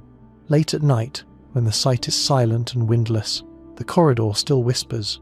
The words cannot be made out, but their cadence is unmistakable. A slow, sighing echo that seems to breathe language without meaning. Standing there in the half-dark, every sound feels alive, and when you finally step back into open air, the silence outside seems strange, as if the pyramid still murmurs behind you, finishing a conversation it began 4,000 years ago. In 2018, ground-penetrating radar surveys beneath the Pyramid of Khafre revealed a set of echoes that didn't match any known map of the monument. The instruments, aimed at confirming the bedrock stability, instead detected a rectangular void nearly 10 meters below the lowest chamber, a cavity sealed and invisible from every known passage. Its outline was clear, its corners sharp. Something was buried beneath the pyramid's very foundation. The discovery reignited a mystery that had lingered since the 19th century. When early explorers noted the uneven floor of Khafre's subterranean chamber and speculated about a missing level, but until modern technology, no one had evidence to prove it. Now, the data suggested the presence of a second tomb, one that had never been breached. In 2019, a follow-up study by the Scan Pyramids mission confirmed the anomaly. Using muon tomography, the same subatomic imaging technique that had revealed hidden spaces inside the Great Pyramid, scientists mapped the density variations below Khafre's base. The results showed a rectilinear chamber measuring roughly 12 by 15 meters, with a ceiling height estimated at 3. Its alignment mirrored the upper burial chamber almost perfectly, as if the two had been designed as reflections of each other, one for the body, one for the spirit. Theories soon multiplied. Some scholars suggested it could be a symbolic double tomb, echoing the Egyptian belief that a king possessed two souls, the Ka and the Ba. Others saw it as a geological feature, perhaps a quarry cavity later incorporated into the pyramid's plan. But the symmetry was difficult to dismiss. Even the void's orientation followed Khafre's precise north-south axis, differing by less than half a degree. In 2020, seismographic testing added another clue. When sound pulses were sent into the bedrock, faint resonant feedback returned from beneath the void, as though the space contained internal surfaces, maybe even corridors. The echo delay indicated hollow geometry, not a solid cavity. The tone of the reflection was lower than expected, suggesting that the chamber walls were lined with dense material, possibly granite, not limestone. Egypt's Ministry of Antiquities has so far prohibited drilling or excavation. The bedrock under the pyramid is fragile, and even minor disturbance could destabilize the upper structure. Instead, a series of microbore sensors was installed in 2022 through existing cracks in the floor to analyze temperature and pressure. The readings show that the void maintains a constant 19 degrees Celsius, about 2 degrees cooler than the rock around it, consistent with sealed airspace. Subtle fluctuations in CO2 hint at minimal gas exchange, meaning the chamber may connect to deeper fissures still uncharted. Ancient inscriptions offer tantalizing hints. Texts from Khafre's Valley Temple refer to the chamber of the mirror beneath the throne, a phrase scholars have long dismissed as poetic metaphor. But the precision of the subsurface void, the way it mirrors the known burial hall above, has made some wonder whether that metaphor described an actual architectural concept. A tomb beneath a tomb, meant to anchor the pharaoh's eternal image in the earth's shadow. Standing in the lower chamber today, you can feel the temperature drop near the center of the floor where the readings were taken. The air thickens slightly, and a faint hollow echo returns when you tap the stone, a sound that seems to come from below. The space feels incomplete, like a room with its heartbeat hidden underground. Whether natural cave, unfinished chamber, or secret burial vault, the void beneath Khafre's pyramid remains untouched. A pocket of silence older than memory, sealed within the planet itself. And until the day someone dares to open it, that silence will endure the last unopened door of the Giza Plateau, waiting in the dark beneath a mountain of stone. In the granite quarries of Aswan, at Egypt's southern frontier, lies a single monument that was never raised, a colossal obelisk still half fused to the earth that birthed it. It is known simply as the unfinished obelisk, and even in its incomplete state, it dwarfs every other monolith of its kind. Measuring 42 meters in length and weighing an estimated 1,200 tons, it would have been the largest stone ever carved by human hands. Yet somewhere during its creation, the granite cracked, and so it was abandoned, left embedded in the quarry floor like a fossilized dream of ambition. The pit where it rests is silent, shaded by the surrounding cliff walls. The surface of the obelisk bears thousands of chisel marks, faint as fingerprints. Archaeologists can still trace the rhythm of its creation. Teams of workers hammering with dolerite pounders, carving trenches around the stone until it was nearly freed. Then came the fissure, a spiderweb fracture along its base, and the project halted instantly. The tools were left scattered, as though time itself had been interrupted. In 2005, geologists studying the site noticed something unusual. The granite beneath the obelisk is heat discolored, its mineral structure subtly altered as though exposed to extreme localized temperature, not from sunlight, but from friction or thermal shock. When they examined the fracture under microscope, the quartz crystals were fused at their edges, suggesting a short, intense burst of heat that caused expansion and cracking. No natural process in the quarry could have produced such a reaction. The possibility remains that an overheated tool or some unknown cutting technique triggered the split that doomed the monument. The precision of the trenches around the obelisk also defies easy explanation. Laser scans show the sidewalls are perfectly parallel, varying less than 2 millimeters over lengths exceeding 30 meters. The curves at each end are mathematically smooth, as if guided by templates. Yet no such instruments are known from the 18th dynasty, when the obelisk was begun, likely for Queen Hatshepsut. How workers maintained accuracy across so vast a surface while standing waist-deep in granite dust remains an unanswered question. Archaeologists have proposed that the pit served not only as a workshop, but as a kind of acoustic chamber. Sound tests performed in 2018 revealed deep, resonant frequencies within the quarry vibrations that amplified the hammering of dolerite balls into rhythmic, almost musical tones. The builders may have used this resonance to coordinate teams or even to gauge progress by ear, a symphony of labor echoing between the rock walls. The sheer ambition of the project speaks volumes about Egypt's mastery of stone. To raise the finished obelisk, they would have needed barges, ramps, and counterweights beyond any surviving record. The logistics alone challenge comprehension. Some estimates suggest 4,000 men working simultaneously could not have moved it. And yet, they tried. When the sun sets over Aswan, the pit glows a soft pink, and the unfinished obelisk seems to breathe a monument trapped in its own making. Standing at its side, you can see the hairline crack that ended the dream, thin as a vein stretching through granite like frozen lightning. No inscription adorns its surface. No name claims it. It was meant to speak through size alone, a statement of power and perfection halted by a single flaw. In that flaw lies its haunting beauty. The one monument in Egypt that reveals not triumph, but failure, preserved with the same reverence as victory.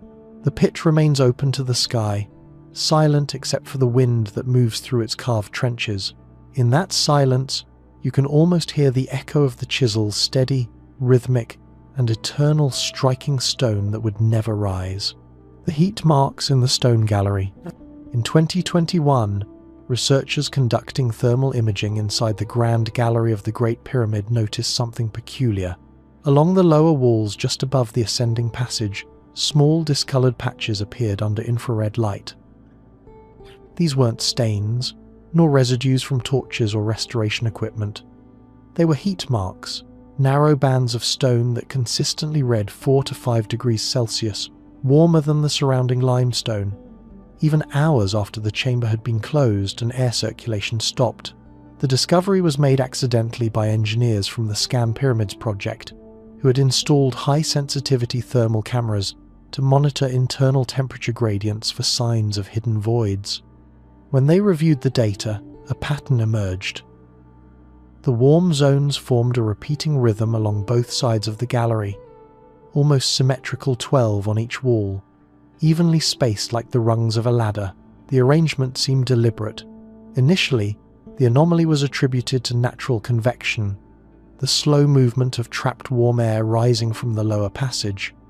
But the heat persisted far longer than convection would allow, maintaining stable temperature differences through the night. More surprisingly, the hot spots did not shift position over time. They were fixed into the stone itself, as if the blocks retained residual heat from some unknown process. Samples taken from similar limestone blocks outside the pyramid showed no such property. Laboratory tests ruled out microbial activity or chemical reactions.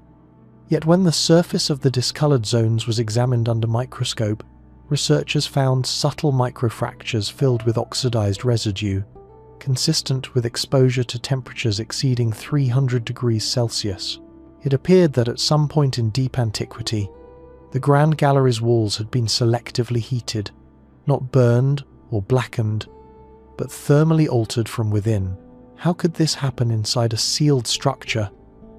No soot, no charred material, no fuel residue has ever been found in the gallery. Some speculated that the marks were the result of ancient light rituals, perhaps created by braziers or oil lamps placed along the corridor. But the spacing was too uniform, and the level of heat penetration too deep for open flame. Others suggested the possibility of chemical reactions, limestone interacting with copper or natron, though again no trace of those substances has been detected. A more mechanical theory emerged in 2023, when a team of structural engineers noted that the heat mark pattern aligned perfectly with the stone corbel joints above the gallery's central passage. If energy or vibration had once passed through these seams, whether from seismic stress, electrical discharge, or controlled sound resonance, it might have focused thermal pressure along those points, leaving the stone permanently altered. The alignment also coincides with the Grand Gallery's remarkable acoustic amplification. Certain frequencies between 230 and 250 Hz cause the space to vibrate audibly, creating standing waves that could, over time, produce frictional heating at nodal points. Ancient Egyptian texts often describe the shining way or path of light that leads the king to heaven. Some researchers, cautious but intrigued, note that the glowing heat patterns form precisely along the gallery's ascent toward the king's chamber, the same direction referenced in those texts. If the builders ever used light, fire, or vibration in ritual form, these scars could be its only surviving trace. When the gallery is plunged into darkness and observed through thermal lenses, the marks appear like a series of ghostly footprints climbing toward the chamber above each patch, glowing faintly red against the cold grey of stone. No energy source feeds them now, yet they remain, centuries after the fires or forces that made them have gone cold. To walk through that hall is to feel the temperature shift subtly around you, as though the pyramid itself still remembers warmth. A corridor that once blazed, perhaps not with flame but with purpose. In 2013, while clearing debris from a collapsed storage shaft near the Pyramid of Djoser at Saqqara, archaeologists recovered a small object that would soon confound both historians and physicists. It was circular, thin, and almost perfectly transparent, a polished crystal disc, no larger than the palm of a hand. Embedded in its center was a faint convex curve. To the naked eye, it resembled a fragment of glass, but under magnification, it was something else entirely, a lens. The object was unearthed beside fragments of wooden writing palettes and reed pens, suggesting it once belonged to a scribe. It became known informally among researchers as the scribe's lens. Initial testing revealed it to be made not of glass, but of rock, crystal, quartz, ground to an optical curvature precise enough to focus light. When researchers at the University of Alexandria analysed its surface using laser profilometry, they found it conformed almost exactly to a parabolic curve within tolerances of less than 1/100th of a millimetre. For an artifact dated to roughly 2600 BCE, that precision bordered on impossible. The lens could magnify text or carvings by up to threefold, clear enough to read the tiniest hieroglyphs on funerary seals. It even produced a measurable focal point about 12 centimeters from its surface. Under a desert sunbeam, that focus was strong enough to ignite papyrus within seconds. Yet no other artifact of similar design has ever been found from that era. Some scholars believe it was merely an accident of polishing a decorative crystal that happened to take a lens-like form. But others, examining the wear patterns along its edge, note that it was mounted in something once circular, perhaps a bronze or wooden frame. Microscopic scratches radiate inward toward the center, as if it had been turned repeatedly by hand, maybe as part of a viewing device, or to concentrate light during writing or ritual. When light passes through the lens, faint rainbow diffraction rings appear, like those produced by finely ground optics. Its refractive index matches that of modern crystal lenses used in microscopes and telescopes. To reproduce its quality with ancient tools would require consistent rotational motion and abrasives finer than sand, something Egyptologists once thought impossible until other advanced polishing techniques, such as those found on the diorite statues of Khafre, proved otherwise. But perhaps the most curious discovery came from the residue trapped beneath the lens's rim. Chemical analysis revealed traces of carbon soot and burned natron, suggesting it may have been used with flame or intense light. Some have proposed it functioned as a solar ignition lens, employed in temple rituals to light sacred fires directly from the sun, a symbolic act of drawing divine flame from heaven. Others speculate it aided scribes working deep underground, focusing reflected sunlight into narrow shafts during the carving of hieroglyphs. When the scribe's lens was tested under laboratory light, its optical quality stunned even the technicians. The image it projected was sharp, with only minor distortion near the edges. Modern engineers confirmed it had been shaped through a process akin to rotational lap polishing, a method not documented in Egypt until the Hellenistic period, 2,000 years later. Today, the crystal rests in the climate-controlled archives of the Imhotep Museum, sealed within a nitrogen case. It is rarely displayed, too fragile to risk public exposure. When viewed under magnification, the tiny flaws in its surface scatter light into prismatic flares, as if revealing the craftsmanship still hidden within the quartz. To some, it is evidence that Egyptian artisans possessed a deeper understanding of optics than history credits. To others, it's merely coincidence, a perfect accident of stone and polish. But when the sun strikes it just right, and the beam converges into a single bright point of fire, it's hard not to wonder whether the scribe who once held it saw the same light gathered into focus, knowledge turned to flame. On a windswept ridge northwest of Giza, the ruins of the Abu Rawash pyramid lie scattered across the desert, a forgotten sibling to the great monuments of Khufu and Khafre. Most of its structure was dismantled in antiquity, leaving only a hollow core and a few surviving chambers carved into the limestone bedrock. Yet amid those broken stones, one peculiar block has drawn scientific attention for more than a decade. Locals call it the Compass Stone. Archaeologists know it as the Magnetic Stone of Abu Rawash. The stone itself is unremarkable at first glance. A dark basalt slab, measuring just over 2 meters in length, but when first examined during a French-Egyptian survey in 2004, researchers noticed that metal instruments behaved strangely near it. Compasses spun erratically, magnetometers fluctuated, and even wristwatches stopped briefly before resuming. Follow-up testing revealed that the block emitted a faint, stable magnetic field, far stronger than any other stone in the surrounding ruins. Samples from the slab showed unusually high concentrations of magnetite and hematite, minerals known to hold magnetic alignment. What puzzled scientists, however, was the orientation of that field. The stone's magnetic north-south axis deviates by 17.5 degrees from the Earth's current magnetic pole, the same angular offset recorded in ancient ceramics dated to roughly 2500 BCE.